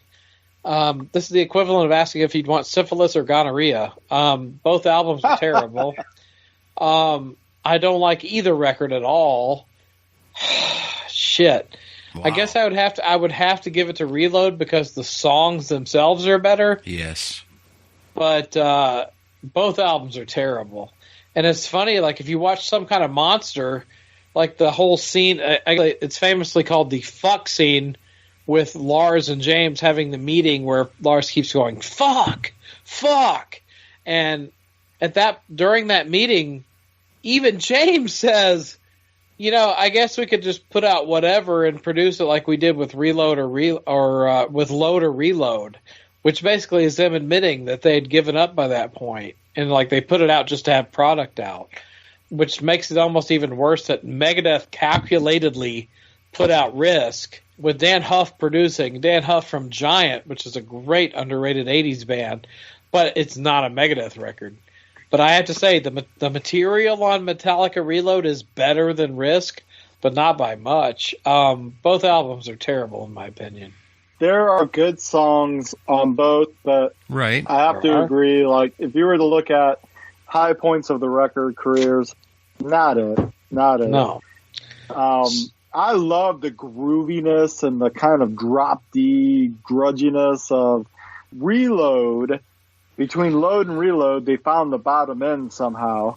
And Reload has got some just creepy, swampy, good drop D tunes, but really doesn't feel like Metallica to me. And it just, I agree with you, Chris, man. It just kind of falls short. It's a cash grab. I was just listening to a rivaling podcast, if I can mention the name. We have rivals? It's the Shout It Out Loud cast. And I like those guys. Yeah, we're not rivals. Those guys are good guys. And they were doing a kind of a retrospective on the Load era. And it brought up the memories of, okay, is this really Metallica? Is it not Metallica? And everything went into the look. What do you think of their hair? What do you think? Who cares about the image, man? I just want to pop in the CD and jam out. And I didn't feel I could do that to either one of the CDs. There was so much filler on both of them.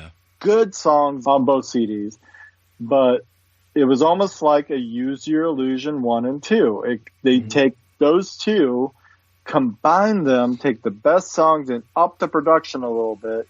And I think it would have been a little bit more salvageable and a little bit better in Metallica fans' minds had they done that. I agree. Yeah. That's my opinion. Well, I mean, the fact that they called it Reload told you everything you needed to know. You know, that it was just leftovers. All right, Matt Weller's Dick wants to know, kill, marry, or fuck, 80s Heather Thomas for 80s Christy Brinkley and 2020 Ian Wadley. So we all know we're all going to kill Ian Wadley. So who would you marry or fuck? He's a dead man. Big shout out to Double-less in Penetrationicus podcast. The show where they get together, talk rock and roll, one girl, two hosts, see where it goes. Am I supposed to answer this? Well, I mean, I would marry Heather Thomas and I would fuck Christy Brinkley. I guess I'll agree with that. What are you doing with Ian Wadley? I would kill him. He died last week, didn't you hear? I have no idea who Ian Wadley is. What? So, I guess I'll kill him, marry Christy Brinkley, and fuck Heather Thomas. All right, there you have it. All right. So Eric Luzier says, when you look at the 80s glam rock bands now and then, what are your thoughts now compared to back then on how they looked? I would say, I mean, it looked fine for the time, but it's pretty embarrassing now. I disagree with that. I think they looked awesome back then. I think it's cool now. I mean, look at me. This is how I am. This is how I like to be. So obviously my answer is they look cool as hell. And it still affects me to this very day. I found a CD today by a band called Shooting Gallery. I'd never heard of them before. I thought, okay, this is a $2 CD. So I look at it, and it's got like kind of a metal looking cover on it. I go, okay. So I flip it over. There's a picture of the band on the back. They look cool as fuck, so I bought it. And guess what? It's actually pretty damn good. So to me, the image is important, you know, when it comes to making decisions like that. Like, should I take a $2 chance on this CD I've never heard of? Well, these guys all have long hair. They all got leather jackets on. They look pretty cool. I'll give it a shot. So to me, still to this day, I look back on those bands. I think they look cool as hell then. And still to this day, I still look back on that and think they look cool as hell. Now, a band like Pretty Boy Floyd or Nitro or somebody, maybe a little too far. But still, you know, anything up to that point, I love it. I wish people still look like that, especially the girls. I agree. Yeah, I agree with you, Aaron. There was a time and a place for everything, and there was a time and a place for that. I'm going to date myself. I was born in 74, so by the time the glam scene was really hitting, I was in my early teens. And I remember looking at the best 4 chicks I'd ever seen on something called Look What the Cat Dragged It. I thought, oh, this band's got to be great. There's a bunch of chicks. And they're beautiful. But that was my first introduction to the 80s glam scene. And I will tell you one that kind of like threw me. I was like flipping through the vinyl at my favorite, vinyl store when I was a little kid, and I saw Cinderella Night Songs, and I'm like, oh my God, look at all this teased hair, spandex, purple. These guys got to be like Poison. And sure enough, I picked it up, put it home, dropped the needle, and I'm like, who stole this band? Why do they sound like AC/DC? And so that's just another end of it, where the glam look was perfect for the time, and it definitely played into the time, but sometimes it was deceiving. Like Shotgun Messiah had teased hair on their album covers, but they were anything but glam. Yeah, and I like it when a band is up on stage and it's something special. They're different than the people in the crowd watching it. Kind of comes back to the same thing with me with wrestling. It's like the performers should be something more than, it should be something special, something you're not going to see walking down the street every day. Yeah. But that's me, and that's the way I am too. And I think, speaking of it, since we need a play out song at the end of the show, I'm going to find something on this CD, Shooting Gallery, and that's what I'm going to use. Andy McCoy is in this band. I didn't realize that. Yeah, I believe they opened for Kiss during the reunion tour, if I remember right. It's pretty cool. I like it. Cool. And if they'd have been a bunch of Dave Matthews looking guys, I probably wouldn't have got it. Preach. What do you guys think of the band Nitro? That's what Rich Love wants to know. Never heard of them. I guess the best thing about Nitro is that they formed that band and it freed up a spot in a band called Tough for Stevie Rochelle to join and make that band so much more awesome. So thumbs up to Nitro. I will say that they made Vinnie Vincent Invasion look calm, cool, and collected. You can't deny Michelangelo Badio, though, that freaking guitar player. He's amazing. No. He's incredibly talented. I will give him that. Matt Wellersdick also wants to know, what's your favorite Poison album, song, and member? Bonus, what is your favorite Poison album cover art? I guess for me, my favorite album is Crack a Smile. Yep. My favorite song, I like Face the Hangman. I like Love on the Rocks. I like the title track off the first one, Look What the Cat Dragged In. I like them hard rockin' songs because my favorite member of Poison, even though my favorite album is Crack a Smile, my favorite member is CeCe DeVille because as much as everybody loves to talk shit about CeCe DeVille, I think he just frickin' rips and is an awesome guitar player. Album art, I'd have to say, the go-to would be Open Up and Say Ah because of the crazy chick with the long tongue and the tiger makeup and all that and the crazy eyes. But that first album's, and we just talked about it a second ago, pretty iconic. 4 faces, they look like chicks, really hot chicks.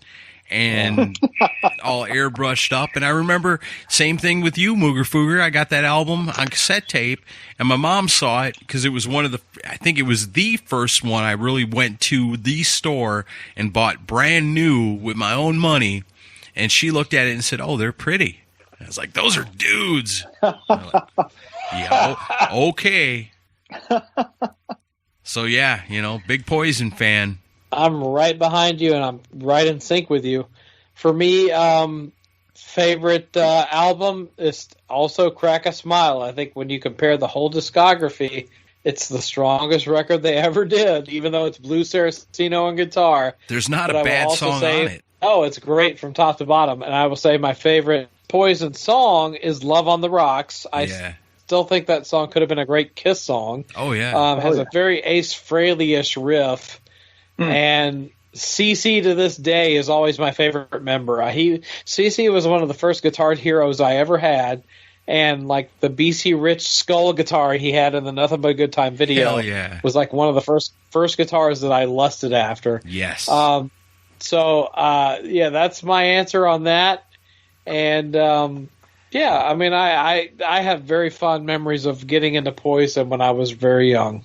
Talking about things that my parents would look at me like there's probably something wrong with me when I had that, and that was big. I showed them a picture of CeCe DeVille in Metal Edge, and I was like, that's how I want to grow my hair. They're like, yeah. It's a trick. Okay. Well, and I got to say, for my album art, the uncensored Open Up and Say Ah cover, you can't top that one. Yep.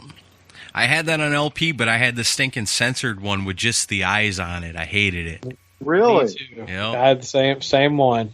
Well, guys, as far as that question goes, it's not going to be a popular answer.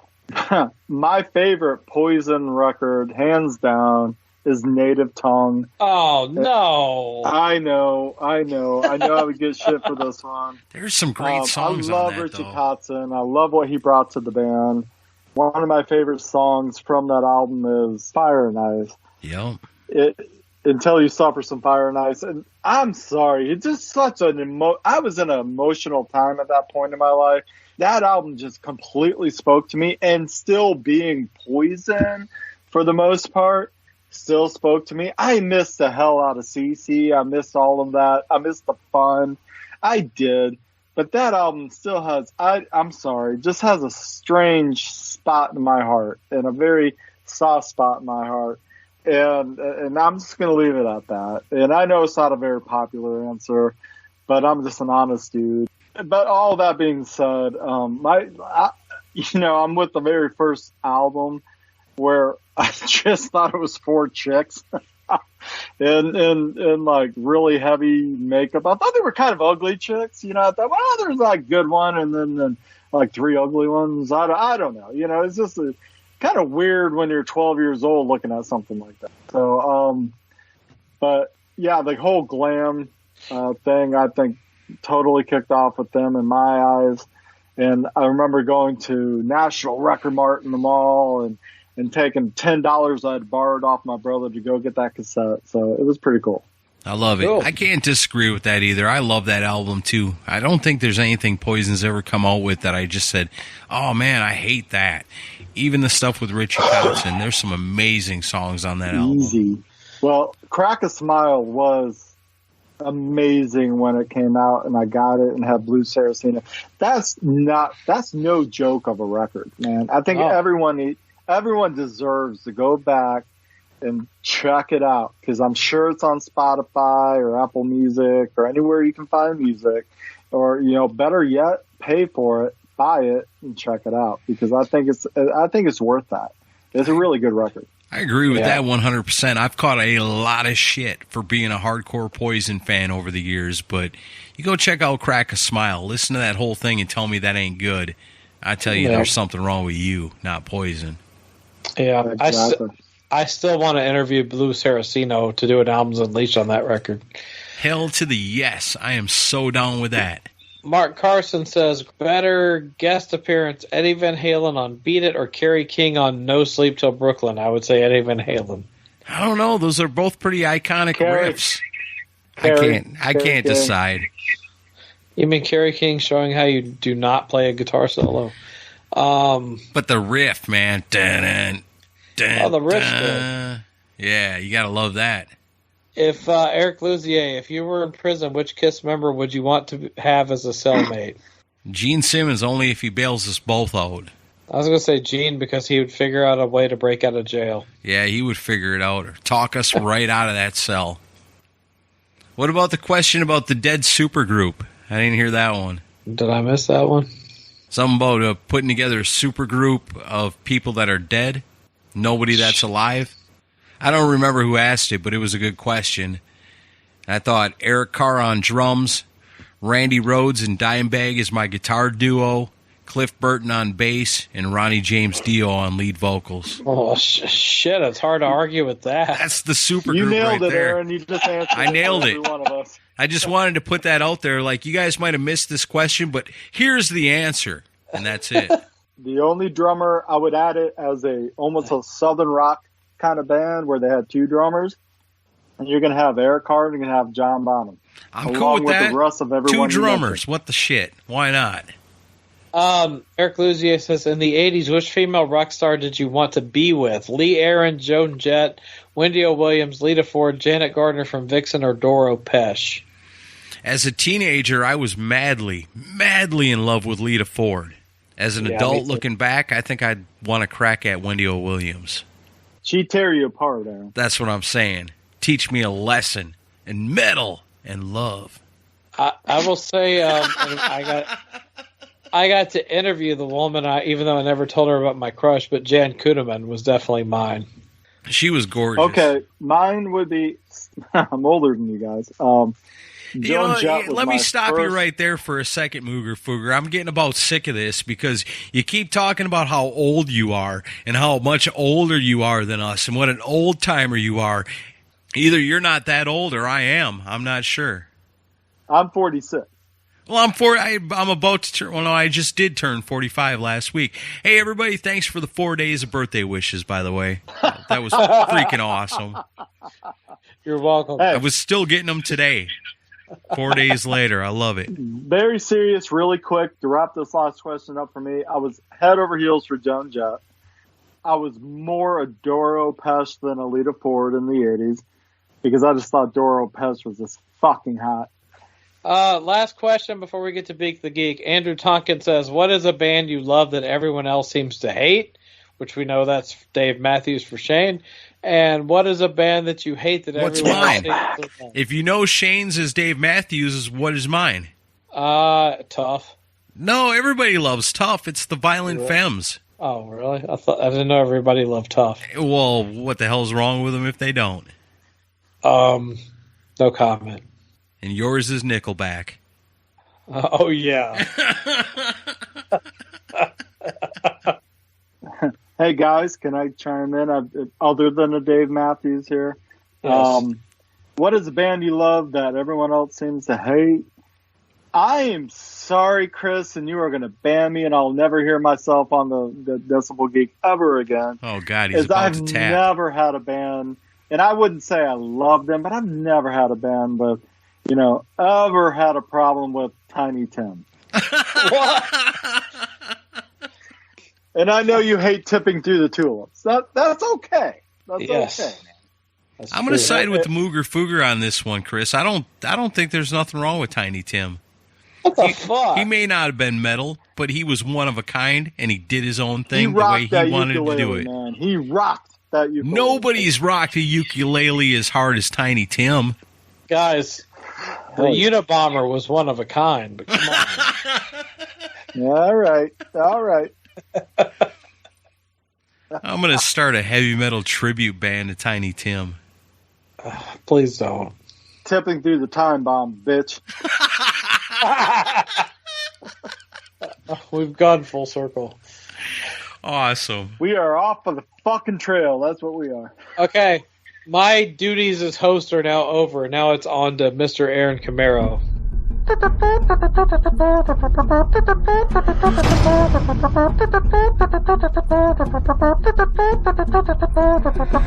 Oh, yeah, you know what that means. It's time for the most important, most awesome, most kick-ass game show of all freaking time, Beat the Geek. You guys are both in big trouble. I'm sure we are. Because I've got 11, count them, because it goes to 11 questions for you guys today in this edition of Beat the Geek. Normally, as we found in the last few weeks leading up to this, it's more of an invitation than it is a title when I say Beat the Geek, because most people have come on the show and have done exactly that, Beat the Geek. Now. So, Chris, this week, your time to redeem yourself. You lost again last week to Metal Mike. Yep. Chance to bring it back against the Mooger Fooger. And I'm ready to begin if you guys are. Let's go. All right, your first question is for Chris Czynszak. He is the geek. He goes first. And I got to know, this well-known rocker was once employed as a production assistant on the TV show Pee-wee's Playhouse. I got to get a piece of paper to keep track of score.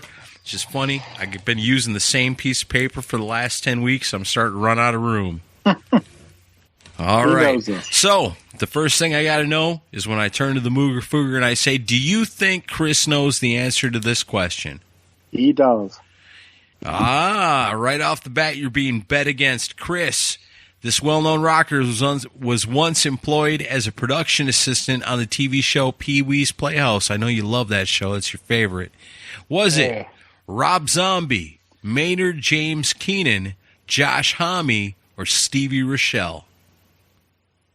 Jesus Christ. No, I'm not, and I'm not guessing Jesus Christ is the answer. That is incorrect. He was there in spirit. Big Pee-wee fan. Total shot in the dark. I'll say Rob Zombie. That is correct. Oh, wow. And since the Mooger Fooger bet against you, that's 2 points. He did not bet against I thought he did. You didn't bet against him? I did not. Oh, I thought you said you did. Okay, well, appreciate your honesty. That's 1 point for Chris Czynszak. All right, that brings it right up to question number 2. This one goes to the Mooger Fooger. Which of these 4 iconic rock albums charted the highest on the U.S. Billboard charts in 1976? I got 4 kick-ass albums. One of them did a little bit better than the rest on the U.S. charts. Chris, does the Mooger Fooger know it? Well, I keep getting bit in the ass when I bet against somebody, so I'm going to say he knows it. All right, you're not being bet against. Your choices are Kiss Destroyer, Ted Nugent Free For All, Aerosmith Rocks, and Black Sabbath Technical Ecstasy. Which one of these albums did the best on the U.S. album charts? Oh, crap. Give me the choices one more time. Kiss Destroyer, Ted Nugent Free for All, Aerosmith Rocks, Black Sabbath Technical Ecstasy, 1976. I'm going to go with Ted Nugent. That is incorrect. Oh. The highest charting album of those, Aerosmith Rocks at number 3, followed by Kiss Destroyer at 11, Black Sabbath at 13, and Ted Nugent dead last at 24. Wow. That's surprising. Chris did not bet against you. It shouldn't be surprising. 1976, Aerosmith. Come on. No points awarded. These questions are easy, you guys. What's your problem? We're drunk. Always easy questions. All right. I'm a little drunk myself. All right. So I'm trying to keep up with whose turn it is. It is Chris Czynszak's turn. Are you ready? Yeah. Yeah. All right. Canadian model Paula Turnbull is featured on the cover of Rush's 1980 album Permanent Waves. You know the one. Hurricane going on in the background, pretty lady up front, a little bit of panties showing. Which other Rush album does she also appear on?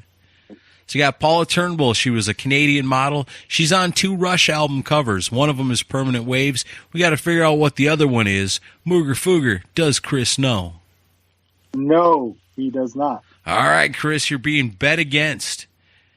Your choices are Moving Pictures, Exit Stage Left, All the World's a Stage, or Grace Under Pressure. I'm not that good at Rush stuff. Is it Grace Under Pressure? That is incorrect. Oh. She actually also appeared on the album cover for Exit Stage Left, which was a live album, and the cover had elements of all the albums leading up to that point. And she was the girl pulling back the curtain looking out on the stage. Damn. So you were bet against. You got it wrong. So the Mooger Fooger gets a point. That ties us up 1-1. And the question next is for the Mooger Fooger. Before forming Queen, guitarist Brian May attended Imperial College in London and received a bachelor's degree in this field. Brian May, smart guy. What about the Mooger Fooger, Chris? Does he know it? I'll say he doesn't. All right, you are being bet against. Big points on the line here. Your choices are a bachelor's degree in physics, chemistry, biology, or psychiatry. The answer is Mr. Aaron Camaro, physics. That is correct. And since Chris did bet against you, that's 2 points for the Mooger Fooger, bringing the score up 3-1. And what a confident answer that was. Yeah. Well, it's going to be a fucking tradition where I lose now. I like There's that. Time. There's time, Chris. There's time, buddy. That was good, man. Mostly times on this show, people go, I don't know, is it this? Is it that? But that one, man, the Mooger Fooger was like, physics. For the bonus, it wasn't just physics, it was quantum physics. Oh, fuck you. Wait a minute. For the technicality, the quantum physics didn't become an official thing until 2007, but before he joined Queen, it was just in physics. Oh, touche. So I'm going to have to deduct one of your points for your being sassy. Hey! That works for me. Bonus. Don't make me deduct points for sassiness. That's your warning. You should. It's a sass warning. We love it.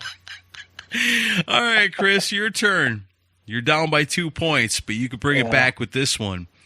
Saxon's 1985 album, Innocence Is No Excuse, features a close-up of a beautiful woman on the album cover. But what is she eating? Mooger Fooger, does Chris know what she's sticking in her mouth? I'm going to say yes, just by reasonable deduction. But I'm going to say yes. He does know what this is. All right, Chris. He's not betting against you, and your choices are this. Was it a kielbasa, honey, bloody meat, or an apple? It's an apple. That is correct. The Mooger Fooger was wise not to bet against you. That scores you a point. Now you're a little bit closer. Mooger Fooger's got 3. Chris has got 2. Nice one. Did you actually know it, or was that a guess? No, I actually knew that one. Thank you, Bill. Bye. Nice. All right. Got a couple of smart guys with me today. All right, Mooger Fooger, it's it's your turn. And I know you love this band, so this one should be easy for you. What is Iron Maiden's highest charting album in Canada? Chris, does the Mooger Fooger know the answer to this? I got to catch up, so I'm going to say no. All right, you're being bet against. Your choices are Number of the Beast, The Final Frontier, Fear of Dark, or Power Slave. I'm going to take a complete guess here and say Fear of the Dark. That is incorrect. As far as the Canadian charts go, Power Slave was 21. Wow. Number of the Beast was 11. Fear of the Dark was 12. And The Final Frontier is Iron Maiden's only number 1 charting album in Canada. The Final Frontier? That's Canadians for you, baby. You know, that one album we've never heard. Wow. All right. And so since he did bet against you, wait a minute. I did. Hooey, I got a good buzz going on. I just got my numbers all twisted up. So Chris bet against you. You got it wrong. That's a tie score. Ooh. 3-3. I should have been awarded 9 points for that one. Wait a minute. That's not how this works. Shut it. How is it that I've got a better buzz going on tonight than I did the night that Rock and Ron was on the show? Everybody felt very sober compared to Rock and Ron.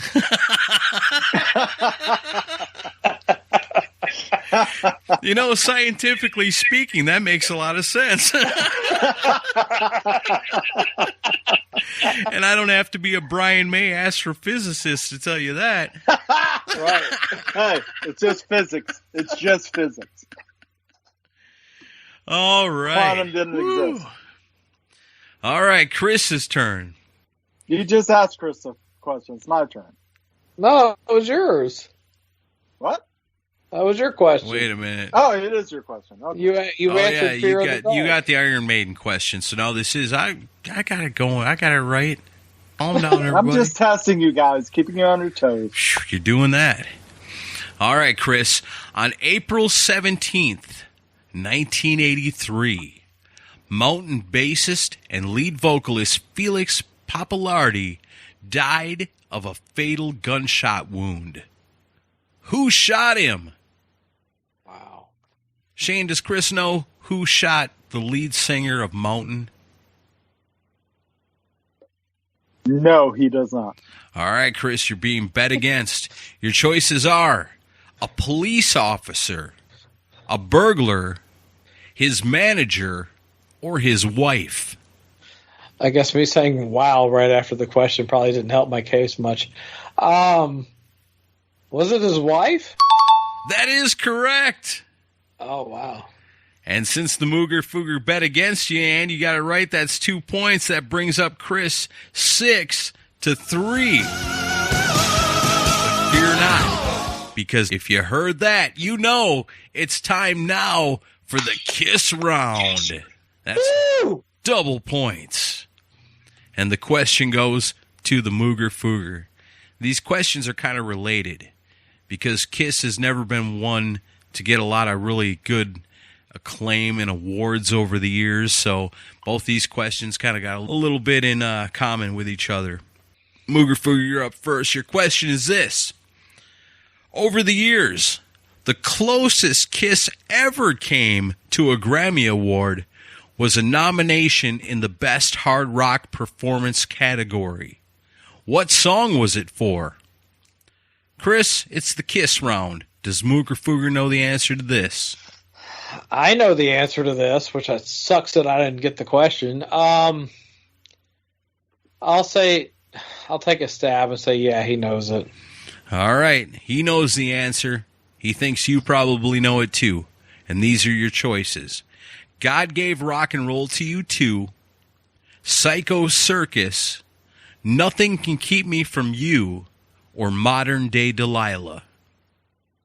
Grammy Award nomination for one of those songs. So they actually got a Grammy.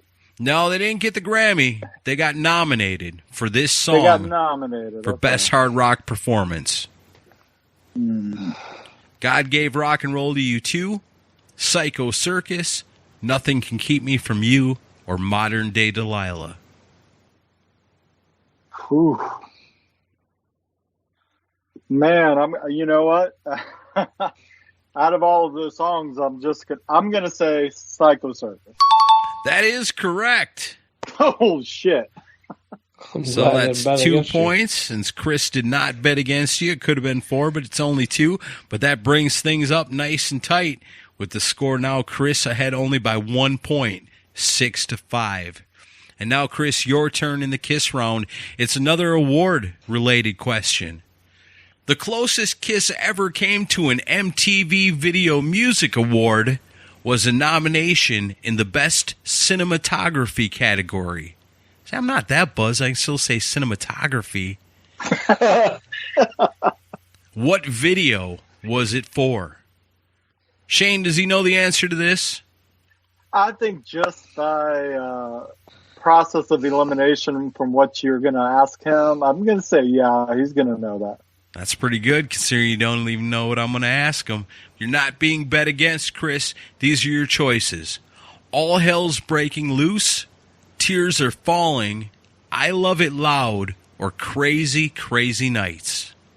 I believe that was All Hell's Breaking Loose. That is correct. So, being that it's the Kiss round, you get double points. You were not bet against. For the first time in a long time, Chris, you're taking a commanding lead. It's about time. Let's back up here a minute.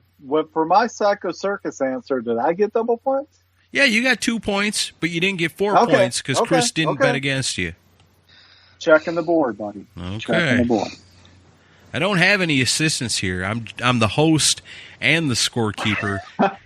And after a few beers, that makes that kind of complicated. So don't mess with me. I think I got it under control. All right, we got 2 questions left. And Shane, you're up. I know Chris loves these ones. Let's see how you do. According to iTunes, this is Dawkins' most popular song. Chris, you got a good 3-point lead going on here. Do you think he knows the answer? I'll say yes. All right. You're not being bet against. Your choices are Into the Fire, Dream Warriors, In My Dreams, or Alone Again. In My Dreams. That is correct. On iTunes, In My Dreams is number 1, Alone Again is number 2, Into the Fire is number 5, and Dream Warriors ranks in at 7. I'd put Dream Warriors at number 1, in my opinion. Yeah, I thought that's what it would be. I go with Into the Fire myself, personally. I love that song. Perfect. I like them all. Yeah, truly. All right, well, looks like we got the answer to this one, but just for fun, we've got one more question, and it goes to Chris. In 1992, Stephen Pearcy of Rat formed the band Arcade with this well-known drummer. Shane, does he know the answer in this final question of this week's Beat the Geek? I know he does, but I'm going to bet against him just because I need that extra point. You know what? And it could make all the difference in this one. Chris, your choices are Audie Desbro of Great White, Steve Riley of Wasp, Fred Coury of Cinderella, or Scott Rockenfield of Queensryche. I believe that was Fred Coury, wasn't it? That is correct. And since the Mooger Fooger bet against you, that's 2 points. That brings the score up. Final score, Chris finally wins one, 10-6. How do you feel? Oh, it's about damn time. You're telling me. Congratulations, Mr. Chris. I love you. That was Thanks, a good Fooger. one, though. Good battle. Good questions, man. Someday I'm going to shut you suckers out, but not today. You're too smart. I'm pretty good on Kiss trivia, so, that lightning round helped me out a little bit. But, Chris, you're smart. That's what I was most nervous about this entire week, thinking I was going to be on here. I was like, man, how do I beat Chris? Just And then you listened to the last 3 week episodes and said it should be easy. No, because Aaron didn't feed me the answers. Oh, yeah. I got 6 points in a rigged game. I just want to say that.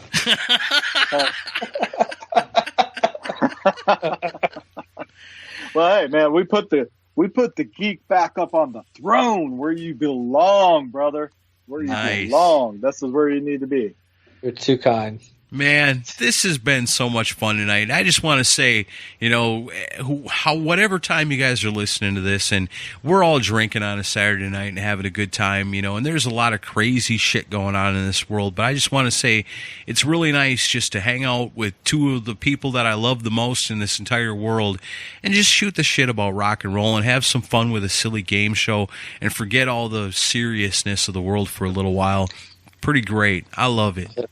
It's been a lot of fun. Thanks again for coming on, Shane. Hey, man, I just can't thank you guys enough. Yeah, there's so much. We live in unprecedented times, and, it's so good to know that these podcasts can continue, and we got a little bit more time at home to do these kind of things. And you guys bring so much positivity and so much just relief to all of those who are self-quarantined and don't know what to do. And people maybe don't know how to handle it. You guys, you have no idea how much you guys help us all. And it's just been so good to know you and so good to hang with you guys. And the fact that you opened up your platform for some schmuck like me to come on and chew the fat with you guys. I love you guys. Thank you so much. Man, we love you too, brother. Thanks, man.